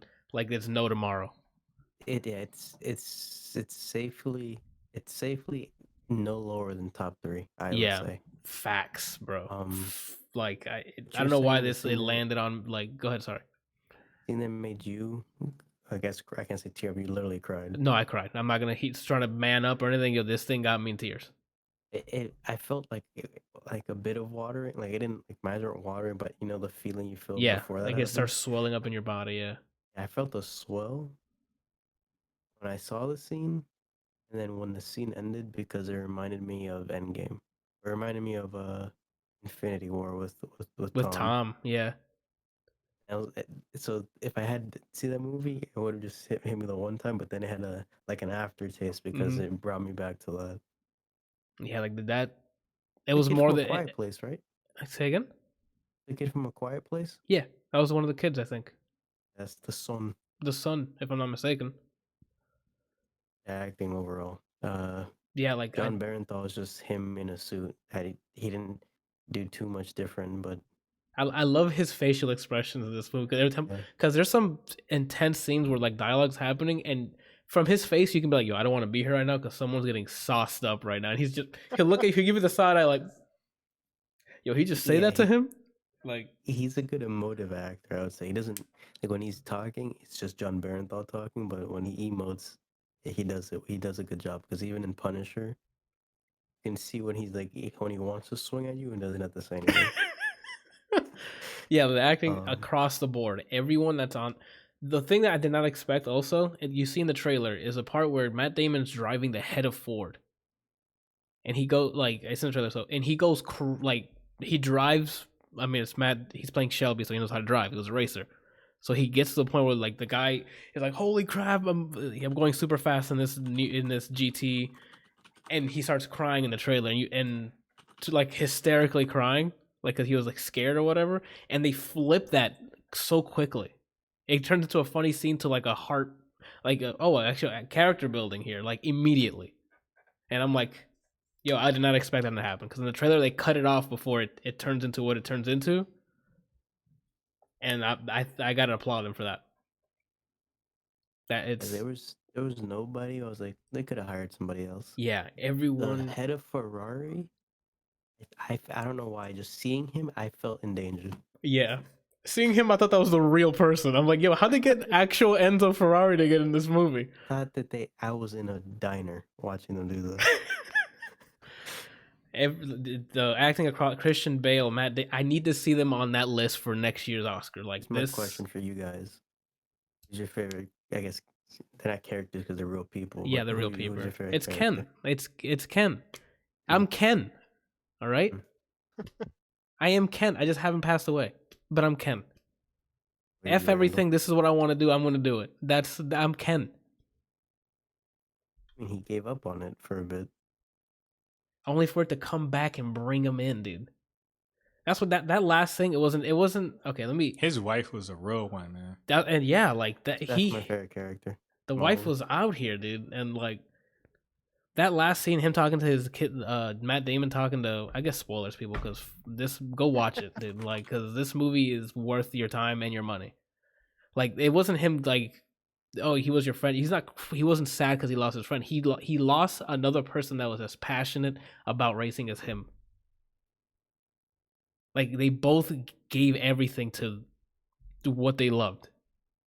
They were together in fighting the big man that just try to slander all their racing. Like that's how you know when you have a good actor in combination with a great character.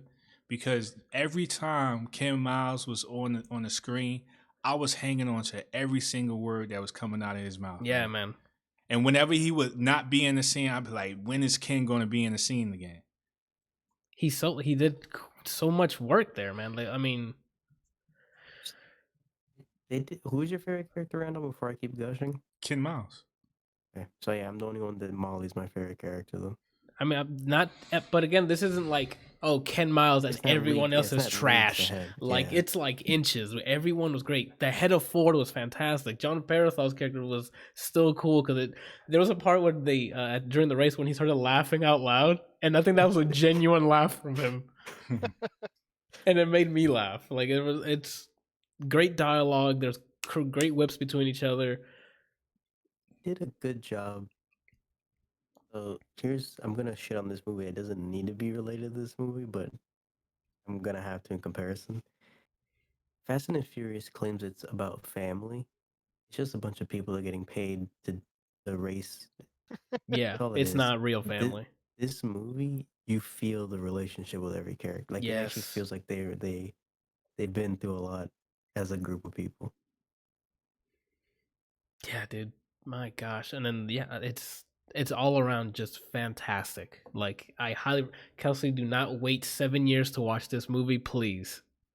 This is also one of those movies where you forget that actors playing the person, and it's kind of just like you're watching, oh, that's Ken Miles. Yeah, like Shelby. They get lost into the cat. Like, yes, he looks like Matt Damon. His dialogue, the accent he's doing, like it's dude. Kind of like how Neil Patrick Harris is extremely gay, and then watching How I Met Your Mother, he's the biggest douchebag in the world for how many women he bags. Yeah, dude. Like it's that. I cannot stop recommending this movie. Even the race, like we haven't even spoken about the race scenes. The things even the race scenes, the sound when the cars start, it's not distorted noises. You can in the theater you can feel the rumble like of the engines turning on, the exhaust going off. It sounds fantastic. Cars zipping by sounds great. Even seeing the cars in the races, like there's crashes in here because there's crashes in Le Mans. It's like visceral racing. It feels and sounds. The cars are just great, dude. Like, I was worried they were gonna, because I don't know the story. I know that there's gonna be racing in there before we saw it. I was worried that it's gonna be too much racing. Like they were gonna focus too much on the racing itself. But it was like perfect amount where you're like, oh, isn't this about cars? And it wasn't like, oh, isn't there narrative instead of just racing? Like there was a good balance. Like again, like when I saw the runtime and it was 2.5 hours, I'm like, oh man, this might be a long one. It flew by. It flew by, dude. You were so invested. I was personally invested in all of it. That was #Team Molly. Hey, that's fine. But yeah, I just can't I can't stop recommending it. Like this is like fantastic. I'm done gushing about it. Like, Randall, I don't know if you want to add something to it because you didn't really say much, but yeah, I mean, there isn't much to say. Like you covered everything. It was a really, really good movie, man. Do you ever like let's say you hear a certain album or you play a certain game, and when you're done with it, it makes you just want to find more things in the same media? Like I'm assuming with Randall, when you beat Detroit, you're like, I need more games like this, or is it now you're like inspired to play more games that are similar? Yeah. I just want to watch more good movies. You want to watch what? More good movies. More good movies. Hey, you haven't seen Argo? Go watch Argo. You know what's funny is the movie I want to watch now. We were watching part of it, I think, on Friday. I want to go back and watch Man from U.N.C.L.E. again. I don't know. It's so good. It's so good. Oh my gosh. That's all I got, man. Kelsey, I need you to see this movie. I need you to mostly because I want you to support it. Like I want you to throw money at it because I think it earned it. If If you told me you saw this before Homecoming, I wouldn't be mad. Yeah, I agree. He's just smiling. He has no intention of watching this movie. He has a sticky note app, and it's saying "Never watch this movie," and he's typing that in. He's typing. What movie did he go see in the theater? He saw Shazam. He saw no. No, He's I no didn't no see no. Shazam He in saw theater. Fantastic Beasts, I think, in theaters. The Oh. second one. I mean, correct me if I'm wrong here, but wasn't it the Yes. second? The Grindelwald. Grindelwald? Is that how you pronounce his name? Was it Grindelwald or something? Yeah, we saw the second Fantastic Beast movie in theaters. Yeah. We saw all the watch one Marvel of the stuff Avengers? in theaters. Okay, all the so Marvel stuff. Not all their Marvel oh, that's stuff. true. Not all of it, but he's talking about like Fucking Infinity thought. War and Endgame. That's what he's talking about, like Yeah. What Avengers Marvel stuff. stuff that I not see in theaters? Homecoming. What is Spider-Man, dude. what the hell? What movie is about a homecoming parade? All right. Can't even say that without smiling. This isn't Witcher 1, alright? This is fucking Tom Holland, aka Peter Parker, ending up the MCU. The stellar performance. But yeah, I guess to end the Ford versus Ferrari, go watch it. Go watch it. Throw money at it. It earned it. They earned it. They acted their balls off, dude. And the women acted their private parts off too. Wait, was this about Hobbs versus Shaw? Hobbs and Shaw? Oh my god. Hobbs, no, they can't see each other. That's how far away they are in quality. All right. No offense to The Rock and Jason Statham, that was an entertaining movie, but this is different. Very different. I got a question For who? The Ooh, table? for everyone listening. Okay, for the Everyone on the podcast that's partaking. Okay, go for it. Remember, don't talk downward. Not Because being sarcastic. it's a serious question. No, I'm not. I'm not That's talking about sarcasm. me. I'm talking about in how you guys answer it. I can't promise anything. But I want a legit Barney already has an answer for you. Response. Go ahead, man. Just ask the question. not response, but like I just asked a question and you'll get what I'm saying. Sure. So you take a look at the quality of Ford versus Ferrari, right? Mm-hmm. Why do you think that the Fast and Furious movies have not reached that quality? Do you think, before you answer, do you think it's the actors? Or do you think it's the 'cause director? Paul Walker's not there to tell them that they're being fucking stupid. It's everything. I think it's one, their direction isn't the same. They're trying to be off the top. Yo, did he just drive a car into a hell? What the fuck? It's just, it's more of a. it's an escalation. It's not grounded, is what you're saying. Yeah, it's getting to a point Yeah, where it's just basically it's a the Yamaha. show. It's I'm trying to think of how to say it. It's like the way that people watch wrestling for the thrill of it. the spectacle. The spectacle. Yeah, it's the spectacle, whereas this is actually like cinematic storytelling, I would say. And it's based on Kelsey, you're muted. I don't know if you're talking to us. Oh no, he's not. Yeah, and also the source material. This actually happens. They have a lot of source material. There's people they can speak to see how the actors can get more information. How is his cadence? How is he speak? How is his mannerism? Like these actors care. Like, first of all, these are renowned actors. No offense to the people in Fast and the Furious, but these guys have some heavyweights under their belts in terms of films and in terms of characters they've played. So, Like just overall, it's just a different. They're going for two different directions. yeah, like this is, yeah, 'Cause like if you Fast and the think Who's in about it it, again? If you think about it, like Fast and Furious, as I said, is the spectacle movies. So are the John Wick movies. Those are just well executed spectacles, I would say. Yeah. Like, as much as I love John Wick movies, I'm not gonna be like, yo, game changer. I've seen action Wonder if movies. he- They're yeah, just I wonder if he's really gonna good not action kill this movies, guy. you know? Yeah, like there's very, very well executed, very fun, like, and they even started getting a little bit find ways to inject comedy into the bloody action. So they did a good job with that. But now we're derailing. What was your question? Who is it? Who are the actors in it? In what? In Ford versus Ferrari? Christian Bale, Matt Damon, Barenthal. John Barenthal, the guy who plays the head of Ford. You've seen him in like 1,000 other things. I don't know his name, unfortunately. I'm sorry. Couldn't Just hold a straight ID him- face, but I was going to ID say, I don't know any of those IMDb. people. Who are they? Shut up! You know all of them. IMDb it. Oh, yeah, you're right. I can IMDb it. So to answer your question, why, Randall? I don't know. Maybe the people making this movie they were aiming to be accurate, to be historical move, and Fast and the Furious are there to have fun. Like they're making a spectacle. That's all they're doing. They don't care whether. I cannot wait till that movie comes out, man. Yeah, the next thing I'm waiting for is Knives Out. I want to see that. I mean, I think a lot of it just has to do with the style of movie. You know, Fast and the Furious it could be one of the like amazing ones if that's like just the thing that you really like and you don't really care for the way that Ferrari works. But you know, it's all kind of personal preference and personal taste. Tracy Letts is the head of Ford.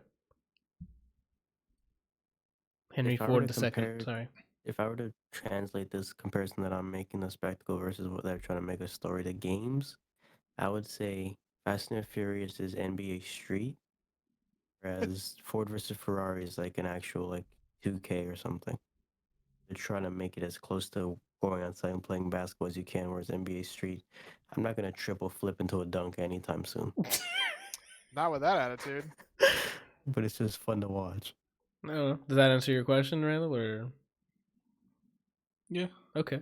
I'm just wondering why.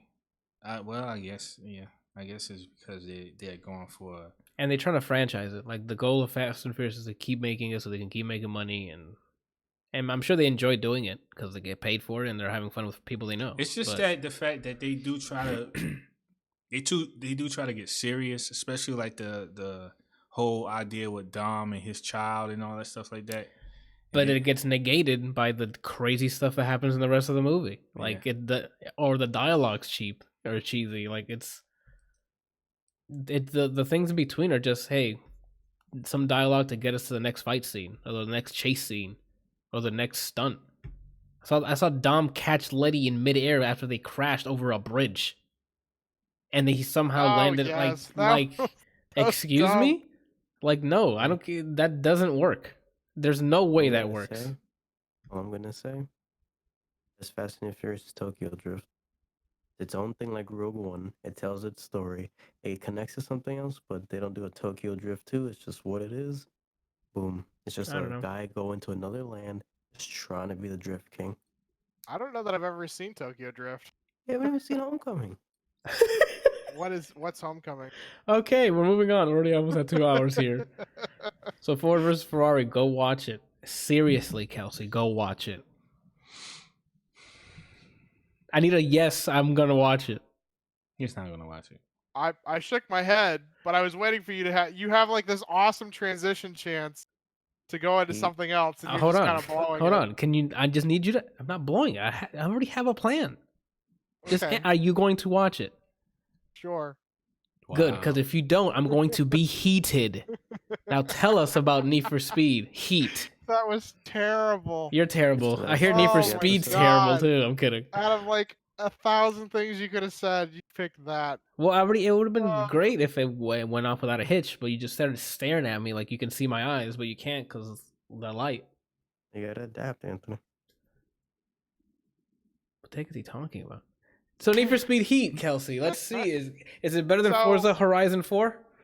I haven't played Forza Horizon 4, but if you know Forza Horizon 4 is anything like any of the other Forza games, they're way better. I've seen a lot of reviews. Wait, there's two. Okay, hold on. Let me pause you real quick. What did you play a different Horizon?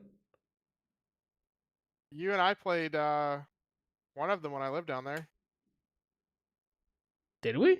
We played, or maybe it was just a Forza game. It might have been the Forza, the motorsport one, like the simulation one. Maybe that's what it was. The Forza Horizon one, are more arcadey. Okay. Okay, so go ahead. So, like, I'm a huge fan of Need for Speed Underground. Yeah. I don't think there's been a Need for Speed game that even comes close to any of those since Underground. Not Underground 2. I mean, even the first one was amazing. Like it like set up the whole. Yeah, I like Underground 1 because the whole tuner thing was like, yes. And then Underground 2's like, we'll keep the tuners and we'll make an open world. And I'm like, yes. You know, like you actually got to like go do stuff. And you know, they brought back, well, I don't know, I haven't played anything in between, but they have the whole like open world like they do in Need for Speed Underground 2, where you like drive up to you know, the checkpoint or whatever and go, I want to race this, and then you know, it sets you up, loads in, sets you up, and you do the race. Okay. But there's no tuning that I can remember or I saw. What? But they talked about being able to tune, but I don't remember being able to do it, or at least they didn't go over it. And then the only upgrades are like once you reach a certain heat level or a certain reputation level, you can just buy the upgrade, you know, and then you just put them in the car, and it's like that's great. Okay. The daytime, so they have it split into two different times. You have daytime and nighttime, and the daytime, all the races are like legit and legal, and you make money and whatever. So they're like sanctioned races. Yeah, and then at night it's all unsanctioned stuff where you show up. The other thing, sorry, back to the day, everything is a circuit race. Literally everything is a circuit. In the daytime? So, yes, that's there's all no there sprints is. Or like drags Not during or the day. I mean, there are some. They have like what was it?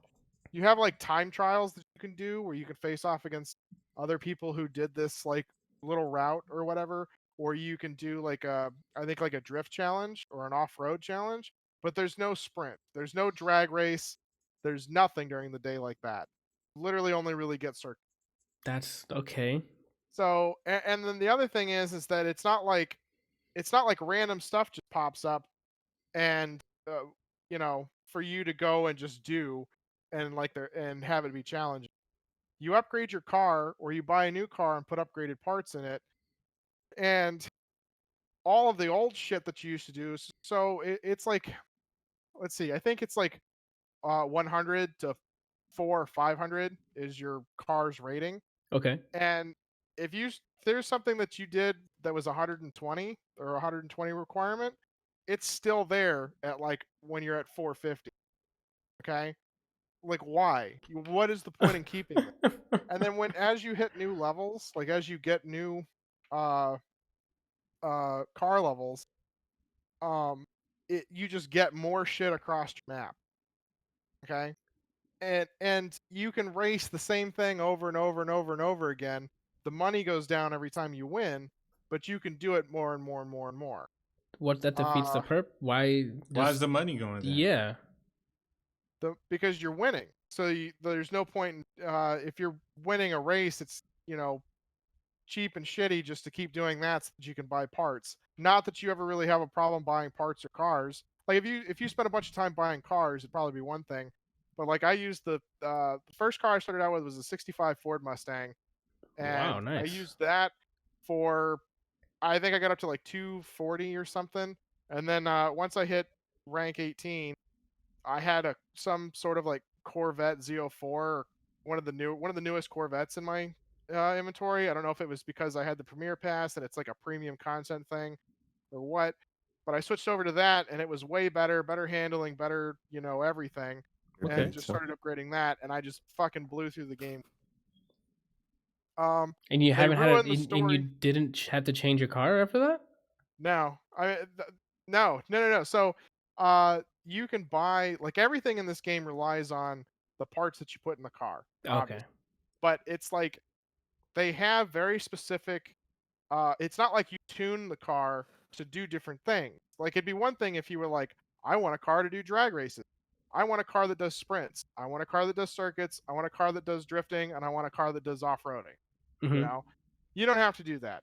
All you do is you buy the cam, and you buy the tires, and you buy the suspension for whatever it is that you're trying to do. You shove it in the car, you go do it, and then you change it. Okay, I don't like that. Wait, so you're telling me you can drift in a Corvette? Dude, I had some sick ass drifts in a Corvette. Nah. Okay, that's not all right. Like without even swapping like drivetrain at all. Like you can't even go from like. So you can't do like in Forza Horizon. You can tune even though it's arcade. You can swap swap drivetrains.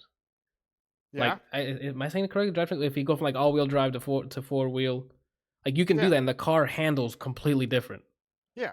So the car handles differently depending on which. They only have 4. They have racing, track, drifting, and off-road.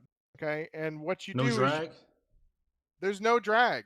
There's no drag. Are There are you no drag kidding? races. Period. Like And a it, that I 6-second couldn't car. believe. Like if you go to nighttime, you have sprints you can do, but there is no drag race anywhere. Period. Which sucks because you can get some really sick ass tires that help with your acceleration and grip for a drag race that you never get to use. Okay, and they're drifting. Like you have the e-brake, which is on the space bar on the keyboard, and when there's a tutorial for the drifting, there's a guy that teaches you how to drift, and what it is you double tap, because I think this is the way that they do it in real life, where you start hitting a corner and you slam the gas to break the tires, and then you let go of the gas and slam it again to start actually drifting. I don't know if that's actually how it works, but the way that they explained it made it sound like that's what they actually, rather than just pulling on the e-brake and whatever. So you'll be like driving and around every turn, depending on how good your tires are, you could just break loose and start actually drifting. And it's useful in a lot of situations, but it's also one of those things where it's like, no, I let off the gas for a second because I wanted to like adjust and think about where it is that I'm going to go, and then hit the gas again, and I accidentally tapped the arrow key to like edge myself this way so that I don't hit a car. Start like sliding. And then hang on. There's so many complaints about this game that I have to like figure out how to organize them in my head. So I guess is it designed so you need to do daytime races to do anything in the nighttime, or vice versa, or is it like a preference thing? Like if you really love circuits, you can just do daytime the entire time and move and progress, or does a story is there a story? There's a story. So there's a story that they ruin in the very beginning. Oh, perfect. Let you know right off the bat. Like the whole thing revolves around street racing at night and the city trying to shut it down. Okay? And there's a special task force led by this guy named Frank Mercer. And the very first thing that you do is you're driving and you're some random person driving in a car, cops show up, you get chased, your car gets wrecked, and then they start talking about you lost the fucking car. The cops. Okay. Already right there, they've told you what this whole thing's actually about. Mm-hmm. That they're interested in the cars either for racing themselves or for chopping them up and selling off the parts. Right. Which is what they do. They chop up the cars and sell them off for parts. And so like the whole thing is about you going through and trying to like, expose the corruption. Yeah. You're a cop?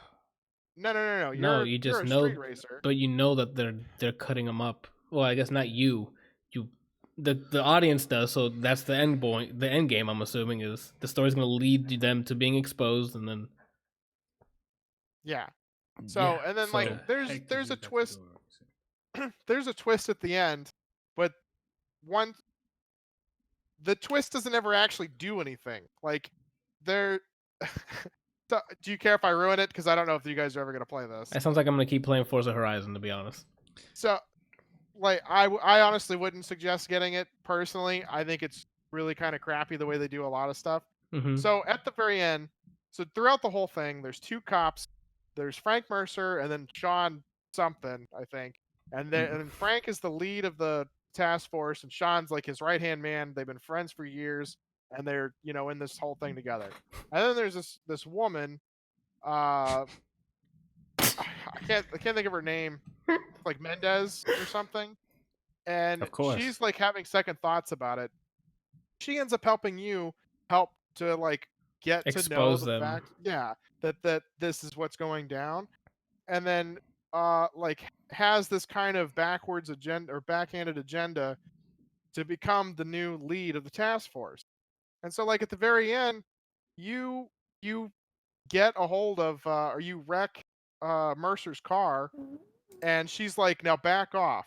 And then it shows a cutscene. He's like pleading for her to help him to get away, and is like, if I go to jail, it's going to be very bad for both of us. And then she goes, I know, pulls out the pistol, and then it just goes black. And then it shows her as now the new lead of the task force, where they're like, a body has yet to be found, but we're pretty sure that Frank Mendez is dead, or Frank Mercer's Mercer's dead. And it's like, so now you're taking her down. no, that's it. That's the end of the story. Oh my god! I thought you were just cuts. telling the okay. So No, wait. So let me get this straight. So the lady that what was her position? She's a cop. So you didn't matter in this story. She just needed to off him. So she killed the other cop so that she could become lead. Yeah. And how? What did you have to do with any of this? So she wasn't able to, because she was corrupt. She was part of the gang to begin with. Okay. She needed you to expose Mercer and then take him down to the point where she becomes, the like temporary lead, and then eventually the actual lead for the whole thing. Okay. But but she's also bad too, right? To an extent. What is the one where like you follow the Most Wanted? Huh? No. You follow the law to the letter. Where you just like, is it like chaotic lawful or something? Sounds like where it, yeah. Like they take the law to the extreme. To the literal fact, to the literal writing of it. Yeah. Yeah. There's no, it's black or white. There's no gray or in between. It's literally, did you do something wrong? Yes. Okay, you're dead. That's it. Period. That's how she is. It's what you're saying. That seems like how she is, or how she eventually becomes. Because at the end, like she's the one that told you that they're doing something they're not supposed to, and says follow this guy, which leads you to the chop shop, which then spins off the whole, well, we got to do something. Shit starts going down, and then 5 minutes later, the game, Mercer gets exposed. You chase him down because he's trying to escape, and then she, tells you to back off once you disable his car. Assumably shoots him, and then is now the new lead. And it shows a press conference with her where she's talking about how Mercer allowed this to, run rampant, and it's going to stop with me. I'm not going to allow the nighttime street racing and whatever. And then they're like, thanks for playing. Wow. Could there be a secret ending, or? I don't know. Like, I haven't played since I finished it. Like, I played for like a little bit, after I finished the story. But after that, I was like, I don't know what the point of playing anymore. Do what? He said he's afraid for our future. But so like the daytime, they have all these things throughout day and night where you like find street art, where you do like a jump or run through a speed through a checkpoint. And you have to get up to a certain speed to hit the checkpoint and get 3 stars, or jump a certain distance off of the launch pad to get 3 stars, or drift a certain number of points to get 3 stars. And then you can break through all these billboards and all this other stuff, and you get like special rewards if you finish everything. And I never finished it all because I was like, it was really boring, and I didn't have, the only time I used it really was at night, and that was to get my heat rating up. Because at night, they have circuits and they also have sprints, which I really enjoy the sprints, because it's not just, you just sitting here doing this like it's fucking NASCAR in a circle. Because the sprints, like they may take you forth and back and forth a couple places, but you actually like it's new areas, go places. Yeah, like there's some that literally take you all the way across the map, and you get to see stuff. Yep. At night, you have what's called a heat rating, and racing doing the like side stuff like the jumps, the checkpoints, or drifting, and a couple of other things will increase your heat rating. If the cop sees you, period, he starts chasing you. Like you could be driving, and there's not really a way. You could not be doing anything wrong, and because he sees you, you could be stopped legally on the side of the road, and a cop is coming this way, and he just immediately turns on the blues, drives into your lane, and then goes, "Guys, I found him," and then starts chasing you. Okay, they're like. I was going to get some ice cream from 7-Eleven. You're under arrest. This sounds like game of the year to me. Oh my god. Dude. So the other thing with the nighttime is like, so you get chased by cops, and you can disable the cop cars. Like both cars, your car and the cop cars, have a life value, like a damage beyond repair type thing. Gotcha. If you take out a cop, so this is bugged. I think it's bugged. If it's not bugged, they did this poorly. If you run into a cop before the cop chase starts, so like you're driving in a race, cops coming this way, and you're just like, I don't want to deal with you. Fucking slam into them and take them out. Cop car gets disabled. You don't get any bonus points. You don't get any heat. Nothing happened. Literally nothing happened. If you are being chased by a cop and do that exact same thing, you get some heat rating, which goes from 0 to 5. Like you have to like build up the meter, but 5 times. Yeah. So it goes from 0 to 5, and usually you get like 1.5 just doing a race. And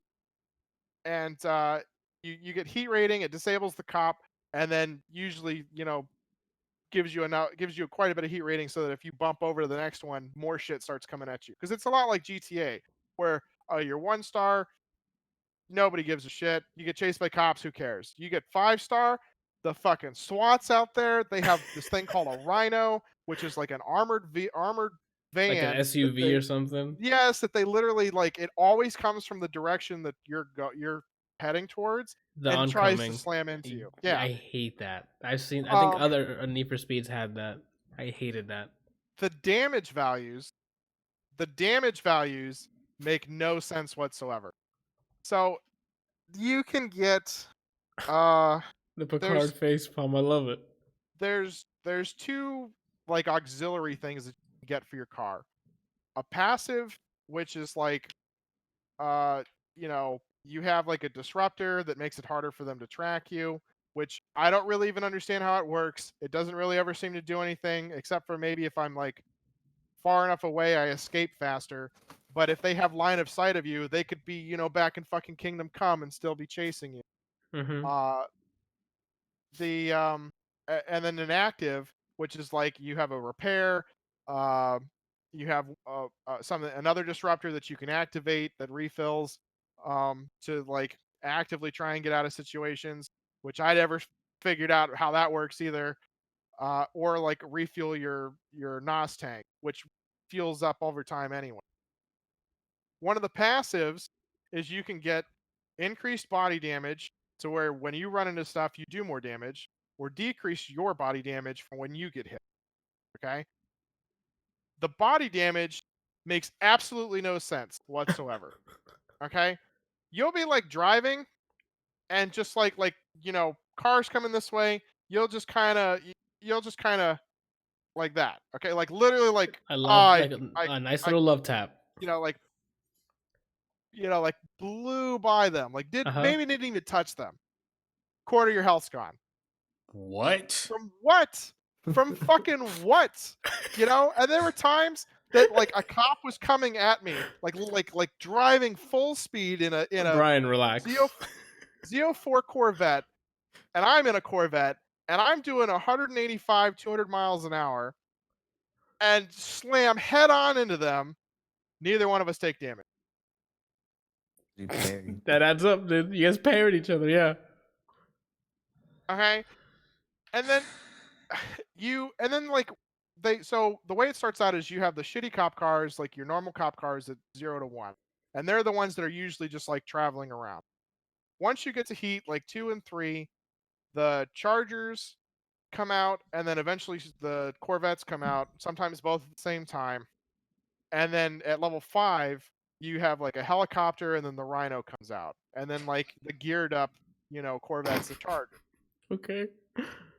And I don't know what wheels they have on these police cars.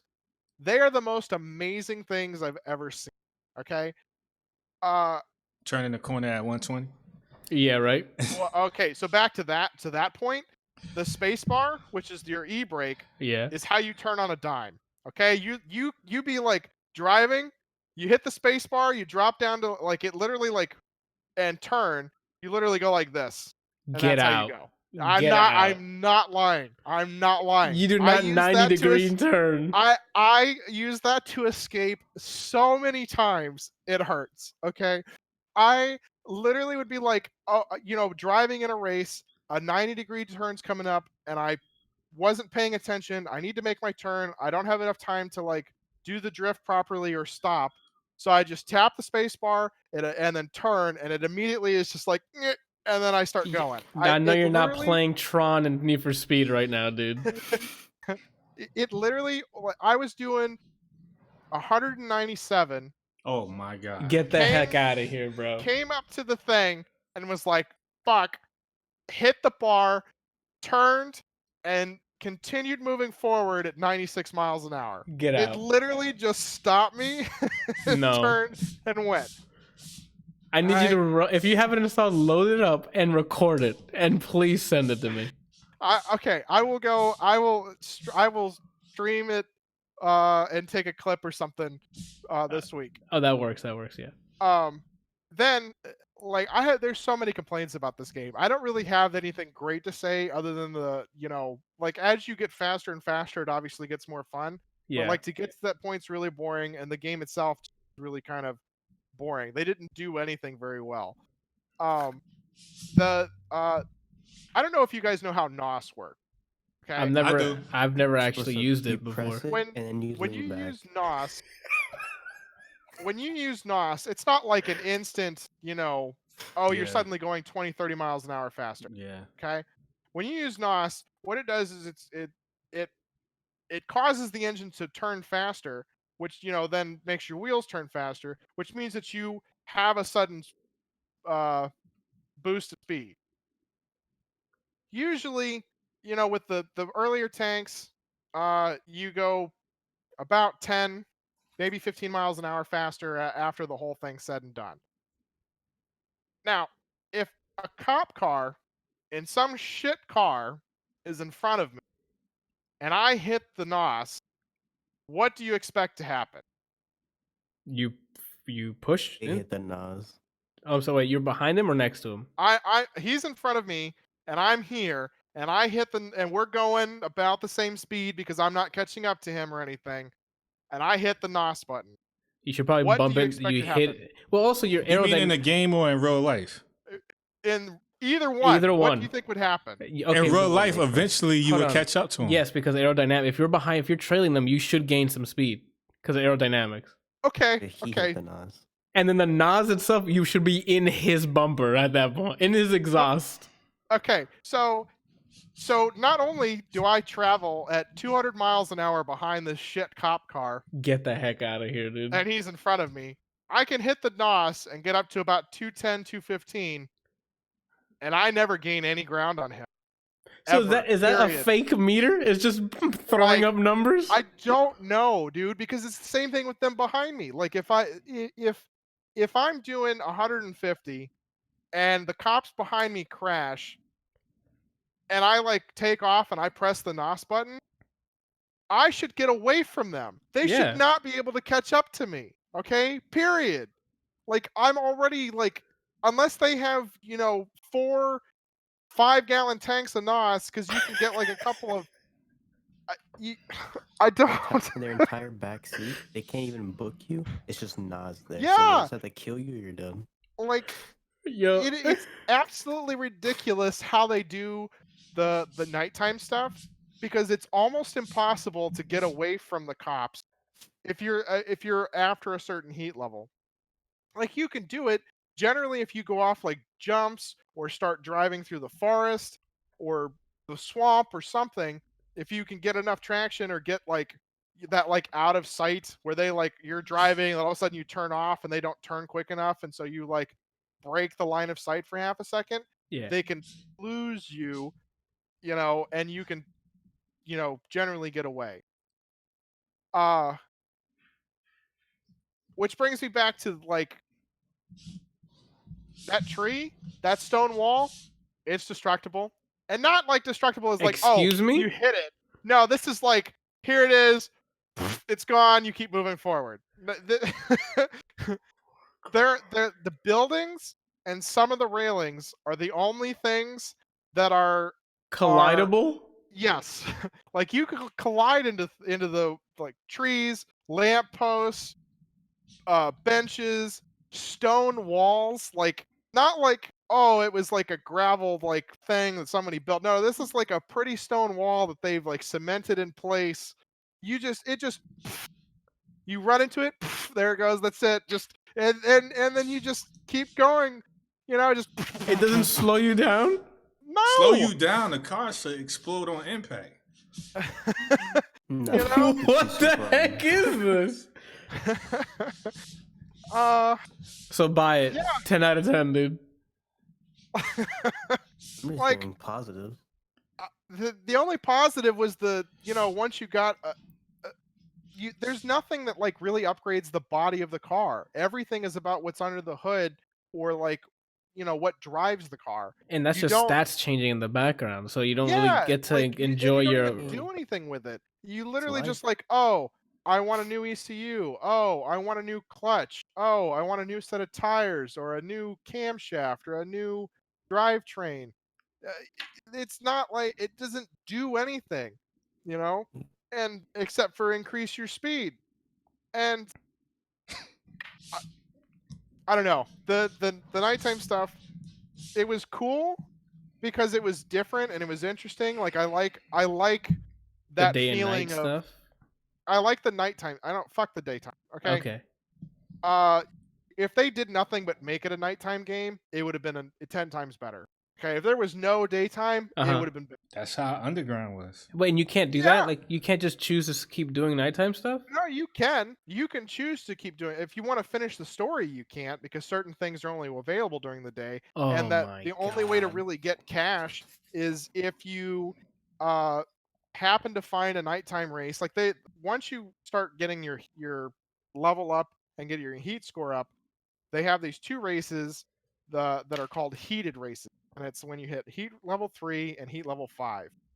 And doing those generally gives you a ton of reputation, which increases your level so that you can buy more cars, buy different cars, and actually gives you some money, which none of the other races really do at night, if any of them do. And then gives you a special part. So if you can do the Heat Race 5, wrong way. If you can do the Heat Race 5 and win, or even come in second, you get a special part, one that's only unlockable by heated races. Got it. Yeah, which is cool. That's worth it. That's the point. You need some good loot, right? But if all it does is, hey, now you can go faster by a second. But I'm already done with the game. Like, I've already finished the story. There's no other reason to play this. There's nothing that I'm getting out of this at this point. Yeah. So like, I did a couple of them, and then I was like, I'm done. I don't care anymore. But you can go into the garage every day. And the only way to like really level up, like your heat multiplier or your reputation multiplier reputation is multiplied by your heat level.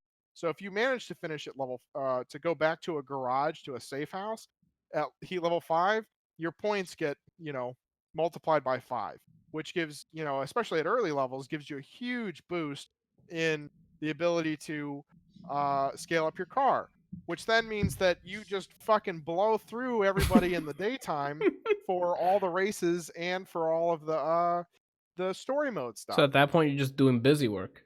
Yeah, and I don't know. It sounds like like straight trash from what I've been hearing so far. To me, it is like it seems like they were trying to do like a ton of stuff, but didn't do anything well, anything good. Oh yeah. You know, like how do you have a game? How do you have a Need for Speed game and not have drag racing? Like, how is that possible? That's one of the. I mean, I would imagine one of the easiest modes to freaking code. You go straight. Whoever finishes first. Even if it was more like a sprint, even if it was like, you know, just a sprint, like I don't know.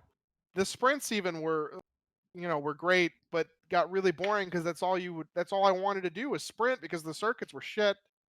Like, just remake Underground 2's drag mode, where it was lanes and you would bob and weave through the lanes. That jump was so lit, man. Yeah, oh my god. You didn't really have to drive. There's cars like NPCs driving, and you would tap left or right for it to quickly change lanes. Speaking of the cars, the absolute worst AI I've ever seen, because it was way too smart. You could be like in the fucking swamp, people are driving, and you start to like come up. As soon as you come up here, they have to stop in front of you. It's not like they're just going and you happen to hit them. No. It doesn't matter what happens. If they come across your path, they just try and stop in front of you. What person in their right fucking mind, one, notices that stuff when somebody's moving at those speeds, and two, just stops in the middle of the fucking road in front of you?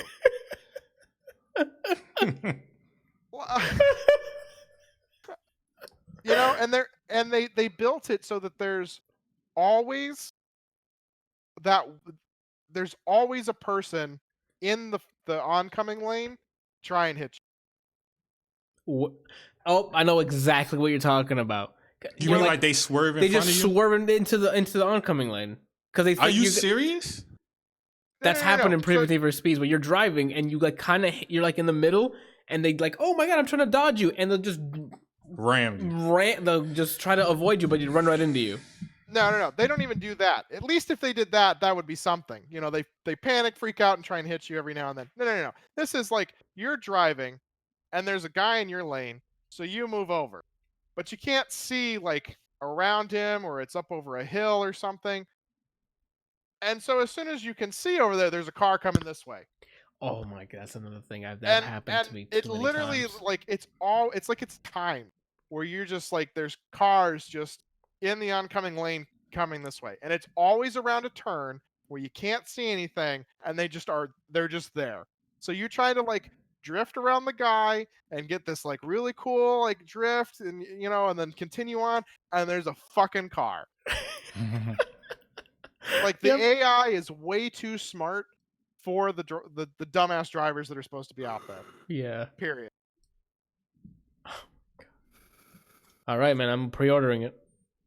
If you really want to test it out, no, I don't. You happen to get it, but if you happen to get the Origin Premier Pass, play Star Wars Jedi Fallen Order, you can download that game as well. It was the only reason I ended up getting the pass, so I could play both of those games and try them out for $15.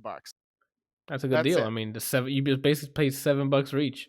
Yeah, you know, to play what, $120, $130 worth of game? Yeah. You know? No, I don't really have anything good to say about Need for Speed Heat. I feel like they tried to do too much. They didn't do any of it well, and it was just a shit game. Here's what I need you to do now, all right? To get the horrific taste out of your mouth.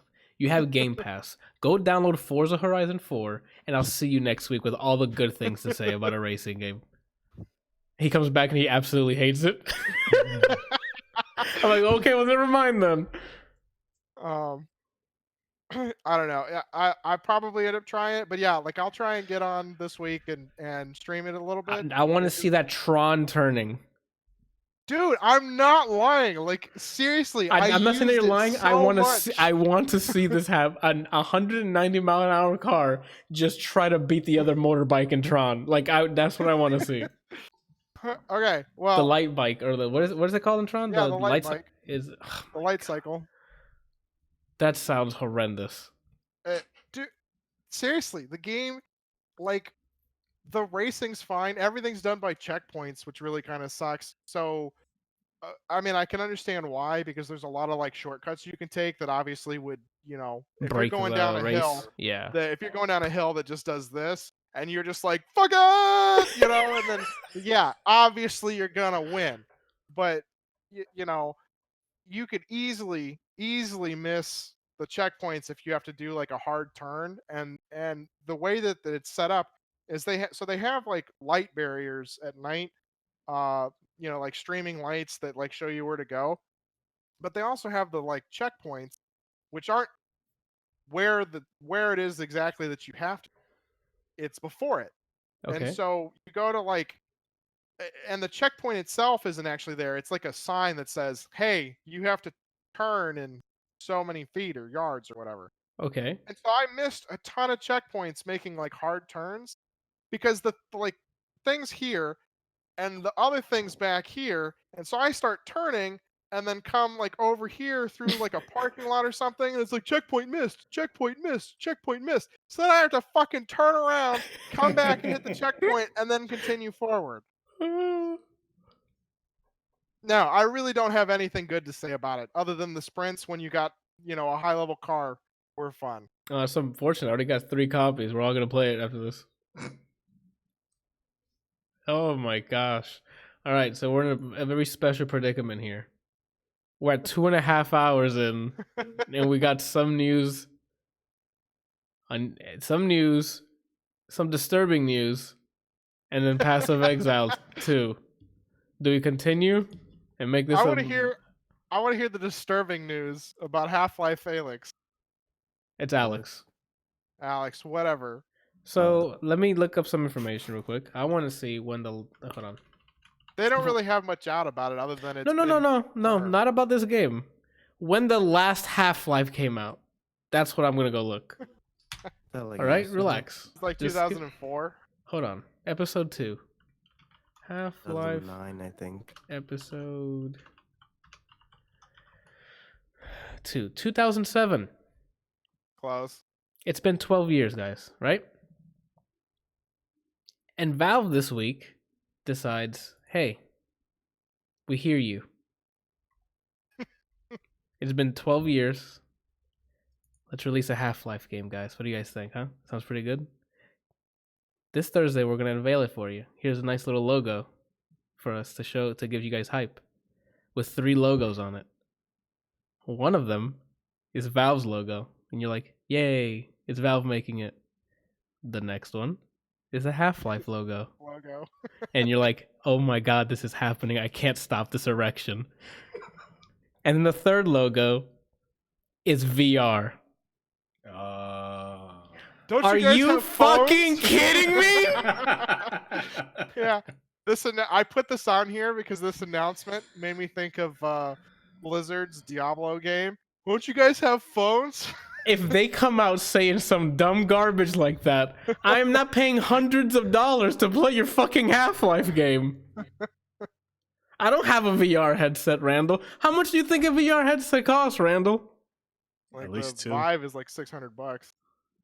You think I'm paying $600 for a game 12 years after the other previous one came out? Yeah. That they haven't been working on except for the last probably 3 months. Yeah. Are you kidding me? This is real? Unless it comes out, let me lower my voice here. This is my big baddie voice. Let me go back to small kitten voice. Unless it's optional. Unless the VR is optional. Then we're back in business. It's not optional. If it's not effing optional, fuck off. I'm not buying a VR headset to play Half-Life. Nice try. June 2019 starting now. No, I don't care. They're gonna try to sell you a box package. They're like, hey, and if you act now, you can get a bundle. You get the HTC Vive and Half-Life. No, I'm gonna you're gonna get a hard pass from me. Is what you're gonna get. I mean, it's the same shit that they do with PlayStation and Xbox. Oh, get the Uncharted PlayStation. Get the Halo Xbox. That's different. It's not different. Yeah. It's different in one way. Okay. I can play other games on the PlayStation. What other fucking game do I care about on virtual reality? I actually looked into that before this because I thought you'd ask that, and now There's 3 games. No. There's actually this really cool shooting game, and I can't remember the name of it because I'm still pissed off about Need for Speed Heat. Half-Life Alex. There's Beat actually Saber. Beat Saber. The heck is that? You get 2 lightsabers and you slash things on beat. Continue, Kelsey, please. But I did actually look up a couple of games. Is it Pavlov? I don't think you understand. Beat Saber might look cool. It's not $300 cool.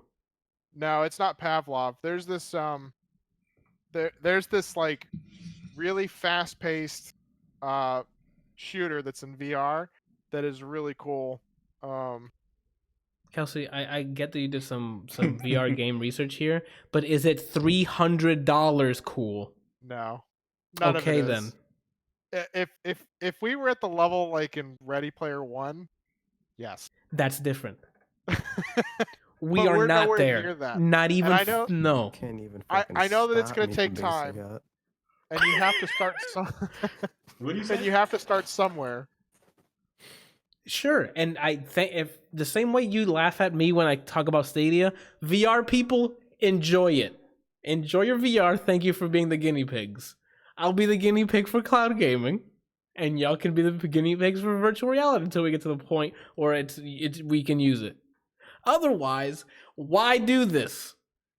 Yeah, Anthony's talking all this, but on release date for whatever Half-Life game this is, I'm gonna walk out of that room that's near his recording section, and I'm just gonna see him standing with this fucking VR on the other end of the room. Absolutely not. I'm absolutely not gonna get a VR headset for this game. He says that, but come release day, come the Tuesday after release day, he's gonna be talking about how his gameplay experience was with this new Half-Life VR game. No, I'm not. Johan says he'll stick to MMOs and crying. Yes, I'd rather do MMOs and crying than it's no. Virtuality is not a thing for me. He makes his top 10 list for 2020, and that game's at top 3. If it's optional, like I said, if the VR is optional and I can play through it like a regular, VR headset nope. to start the podcast. No, I'm not doing that. Definitely not doing that. That's all I have to say. I really do. That infuriated me. Again, You we'll guys see. not have phones? Yo, they said they're gonna show us more tomorrow or Wednesday or Thursday. You best believe I am going to be watching every frame of whatever trailer they're releasing. And if I don't see optional anywhere in that trailer, it's dead to me on arrival. Again, I might be the minority. Everyone might be flipping their wigs right now, going, "Oh my god, have my money! Give me all your HTC Vives." No. I didn't wait 12 years for you to sell me a headset. The heck? He says as he goes to work with his extra Vive headset so he can play on his break. Oh my god, dude. Fucking Valve, dude. Not making enough money on Dota or CSGO. Let's see if we can shoehorn in a VR headset. Are you kidding? I'm trying to actually find that game. That it was posted earlier today on Reddit, and then I saw that VR thing, and so I decided to start looking into it. So, Brian, I think you got the person incorrectly. Next year, 2020, is going to be Kelsey telling us his top 10 VR games. No, I really don't like VR. Don't get me wrong. Some of the stuff that people do with it, and I've thought about, like, how awesome would it be to build like some sort of fantasy world for people to go do like RP in. Like they have like GTA RP. Yeah. Like how awesome would it be to like make a Mass Effect version? Where you build this massive like solar system game where you can. Brian doesn't want to hear that right now after Andromeda. Take that bullshit and you keep that to yourself. You can call it like Bass Effect or something. But just like to me that would be really awesome to like be able to immerse myself. Yeah, because like it gets there, Yeah, but you got to start somewhere, and if you start off being one of the people that like is already building it for this, as new stuff comes out, it makes it easier to get into it. Kelsey, the roles have been reversed here, right? No, I totally understand about the Stadia versus VR. Like this is the reverse. I am never gonna get a VR headset. AR, on the other hand, is different. What is AR? It's augmented reality, where you still see the world around you, but things are just like digitally floating in the air, and that's different. VR, Gotcha. I'm cool. My TV works fine. Says as he has a speed run for Half-Life Alyx All right. with his Vive. Now that I got that off my chest. Fuck VR. So, did you want to go over Path of Exile 2, or do you want to wait for next week? We can wait for next week because that's a big one, actually. Yeah. That's because they announced a lot for it, and the way they're adding it to the base game, it's not actually like you have to pay for another one. We'll get into it next week because I'm already starting to getting into it. All right, Brian. Any of these quick or? All of them are quick. So Street Fighter V had a final last weekend. And I see little Ono's stupid fucking face go on the stage. And he's pretending he knows English, but no one knows what he's saying, really. They're just waiting for the trailer to play. Oh, this is the dark version of this is the dark timeline. We're just yelling at the world right now. This stupid fucking Blanca, though. What's that? You have something in your pocket? He plays a trailer. Gil is in Street Fighter V as a playable character. Oh, okay. Cool. He looked cool. Can't complain. His super is probably my favorite in the game. This is the guy that's the deity or whatever. That's like half red, half blue or whatever. Urian's brother. Oh, okay. They put him in. Cool. Second announcement from Ono. He was trying to speak English, and then he showed us the second announcement. They announced a Street Fighter V Champion Edition. You remember when the game launched and they said, we're not doing editions, we're doing just this game? So Champion Edition's announced, and it's basically just like a definitive edition, where all the costumes, the DLC characters, stages that have come out prior, you can upgrade your copy of the game for $25 and you get all of it. So 200 costumes, 90% of that's Chun-Li's. You get all the levels. They said you get all 40 characters, but Gil is the 39th character. So that means they're going to announce somebody soon. It comes with gameplay changing things, so there's a second V skill for everybody now. They showed Ryu, Ken's, and I don't remember who the other person was, but they showed they have more V skills coming out February. But for that, why are they adding more V skills? There's only one.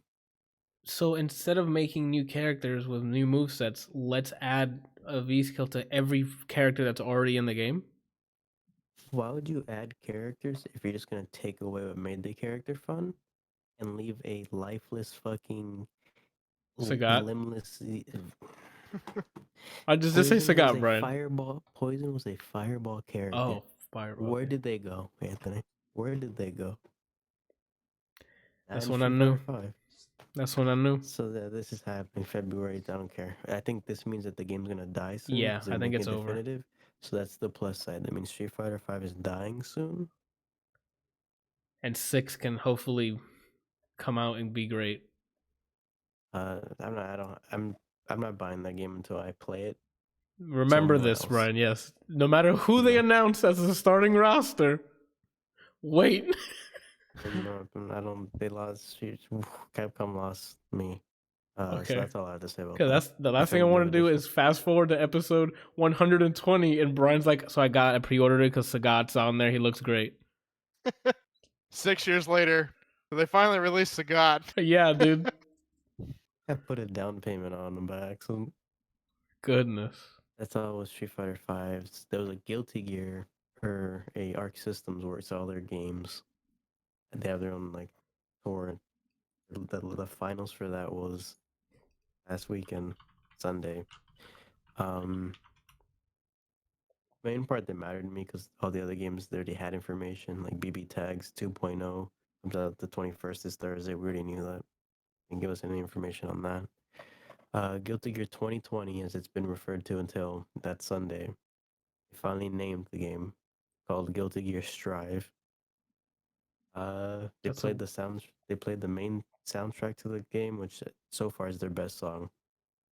It's just really good. It's on Spotify. I think it's called Smell of the Game. If you want to hear it for the first time, I recommend. It's really good. And at the end of announcing the title they do this thing where it says, "Here comes a new Daredevil," and they're gonna tease another character. So there's not too many characters that are at GT Goku level for me. It's Yoon and GT Goku up there. And then Faust from Guilty Gear. That's the guy who has a fucking mask over his head. He wears a bag. He just does whatever he wants. So they go into Here Comes a New Daredevil, and they show a teaser of a character, usually the intro. And what do you know? Faust is in Guilty Gear. So I'm not excited whatsoever. But isn't he a normal person in Guilty Gear? What do you mean? Is he not from Guilty Gear? From Guilty Gear. Yeah, then why wouldn't he be in it? Because I don't want him in it. Okay. But he's in it. They're going to show gameplay on him in January or February. In January, and then I think at the end of January, it's going to be another playable demo. And that's all we have for that. Oh, okay. And people, that's about it. We're almost reaching 3 hours here on this hefty salt episode. I wanted to end it on a positive There's a lot note. of salt. And my God, Need for Speed Heat and Half-Life. Well, I'm going to have choice words next week. One more piece of salt. So Bandai Namco, they're the ones that created Dragon Ball FighterZ, or at least published it.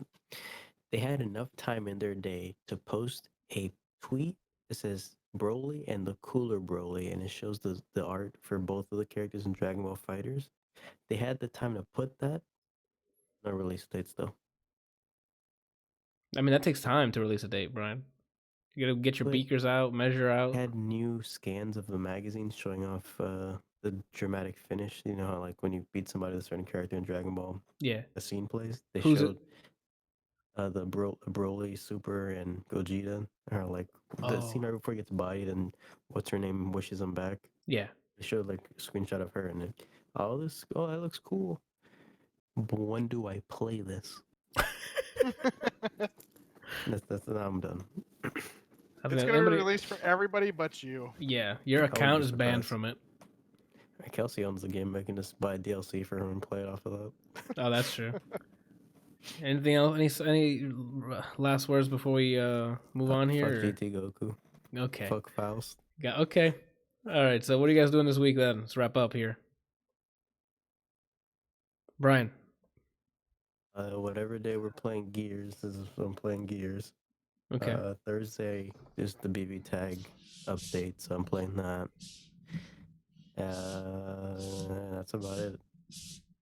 Okay, Randall, you gonna be using the Force? Using the Force. What did you throw on the ground? Oh, your phone. So you gonna be playing Jedi? Yeah, Fallen Order. Until I beat it, yeah, and then get back to doing some art. Gotcha. I was looking at cameras today. You found anything you like? I tried to do research on it. Just made the situation worse. That was the saddest no I've ever heard. Because, man, I thought I did. I was like, okay, I think I'm going to get this camera, which is a D3200. It was a Nikon. But then I started doing some research on cameras, and it just made matters worse. So now I don't know what I'm going to get.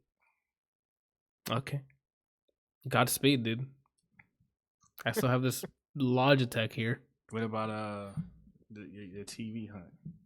Speaking of TV hunts, I don't want to talk about it. Speaking of TV hunts, here we go. The lead at my job, just bought a new TV. Oh, that must be nice.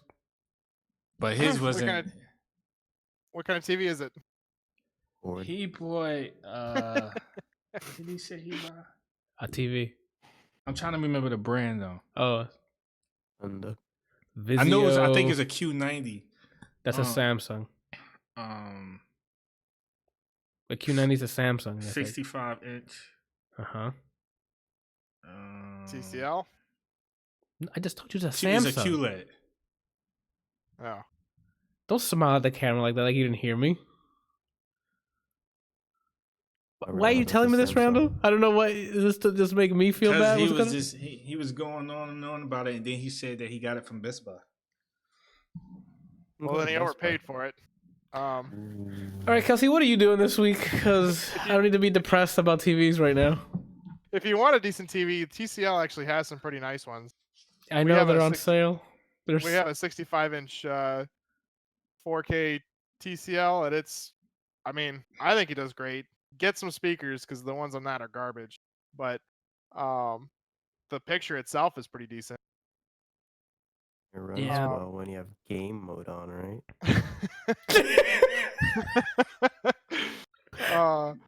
So this week I'm obviously going to be trying to play. I'm going to try and finish up the Jedi game, and then I'm going to try and stream either for you or stream part of the game so that I can show you get a clip of. Don't play more than you need to. Just literally load it up, get 190 miles per hour, do the turn it off. Because that sounds like agony playing it. I'll try. I'll see if I can get you a couple of clips. If you have time to join, I'll show you all of my complaints. Like it's pretty bad. But I'm also I think I'm getting really kind of itchy to play to start fixing the car up again. So I might try and stream that. Nice. There we go. I'm still trying to find that goddamn clip of the game that I found earlier. Oh, okay, the VR one. Find the stupid thing. Yeah. I'm sure you can look like top 10 VR really games. Good. I'm not trying to sell you VR. I just thought this game looked cool. I know. I'm not gonna just not watch the video because of it. Just trying to tell you that Stadia is the future. Me? I tried for years. He says no. No one else bought it here, so I wasted my time. I bought a Stadia. Who bought Stadia? Me only. What was I gonna say? What are you doing this week, Anthony? Oh, me, yeah. Gears 5 with Brian. Gonna buy Red Dead Redemption 2 for Stadia and just keep playing Stadia, seeing if it's as stable as I hope it's gonna be once everybody gets their codes. Because today was pretty much a crap show of people not getting their codes and stuff on time. And once more and more people are on it, that's why I want to really test it, make sure the servers can actually hold up with all these gamers on it. I need you to test playing online with it. And that too. Hopefully there'll be more people playing Samurai Showdown, so I'll try that to see how their netcode works, especially since everything's on the server, so there shouldn't be any latency. Any latency between the two players, if that makes sense. Because they're all on the same database, or the data centers. There could be latency between... there may be latency between the players, but there could be latency from the person to the server. Yeah, well, no, yes, you mean for the for the controller input, absolutely. But it won't be I don't have to worry about the game trying to autocorrect incorrectly.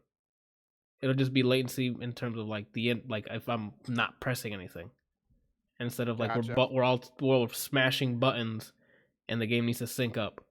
And for both in different locations, then they're trying to sync up at the same time, but they're all next to each other, so it'll be quick. And it also depends on the netcode. I don't know how Samurai Champloo. I cannot believe I just said Samurai Champloo. Samurai Showdown does it recently. Netcode's supposed to be abysmal. Oh, great! Good to hear. Samurai Champloo. Yeah, I haven't seen it in a long time. I should rewatch that. I rewatched Cowboy Bebop a year ago, and I definitely liked it. Still need to watch that again. Hey, you had me. I almost had a heart attack because I thought you're gonna end it at. I still need to watch that. I watched it originally on Adult Swim. Now. Okay. Get on my age. Oh my god! No, I didn't. That's where I saw it first. Okay, and that's about it. I Gears, and then test driving Stadia for about a week, and then I can get a good amount of hands-on time and see how that works. And then probably some impressions on Red Dead, because I'm going to be playing Red Dead. Bed. And that's about it, I think. Unless there's something else, but I'm forgetting. What are you doing, Brian? Oh, I guess Thursday. I don't know what the heck I'm streaming Thursday. Oh, I might just stream if it's possible for me to stream while playing on Stadia on Thursday. Impossible. Just screen capture. As in, the bandwidth. You mean screen capture? Okay. And that's about it for this, I guess. Unless you guys have anything else you forgot to add. Nope. Alrighty then. There's nothing coming out. So. Oh my god, I skipped. Yeah, Nah, for bro. games, Stadia has an exclusive called Guilt. It looks like a adventure suspense horror game. I might catch that because it's only like $20. Movies, A Beautiful Day in the Neighborhood, the Mr. Rogers movie, played by Tom Hanks, comes out this week, and finally 21 Bridges comes out. The Chadwick Boseman movie where he plays a cop and he locks down to Manhattan to find these two people who gunned down cops. Comes out this week. Floods it with blue though. Yeah, it floods the city with blue. He basically just told them to get this man a shield, but in New York. And that's about it for music. I didn't see anything that I knew. I don't know, Brian, if you took a look at the list or not, but that's a no. I still need to listen to the Young M.A. album. Oh yeah, then you don't need to look. I was looking for something that's coming out soon for music wise. I was like, there's just nothing here that I really care to listen to. Yeah, like I've been scrolling down. I'm like, I don't know if I care. What was I gonna say? I think that's it. Oh, speaking of which, it's just your weekly reminder. If you're not watching Mr. Robot, watch Mr. Robot. Thank you. This has been episode. Brian, did you see the new episode? Yeah. Mr. Robot? Said yeah, I don't know if it went through. It did. Okay, yeah, it did. This has been episode 71 of the ADLR Podcast. If you want to support the show, you can go to www.adlrplays.com for links to the Patreon, the Extra Life donation links, and fan mail. If you scroll to the bottom, you can ask us a question or just say hi, and we'll read it in the next episode. Thank you all for watching, listening, both. Goodbye.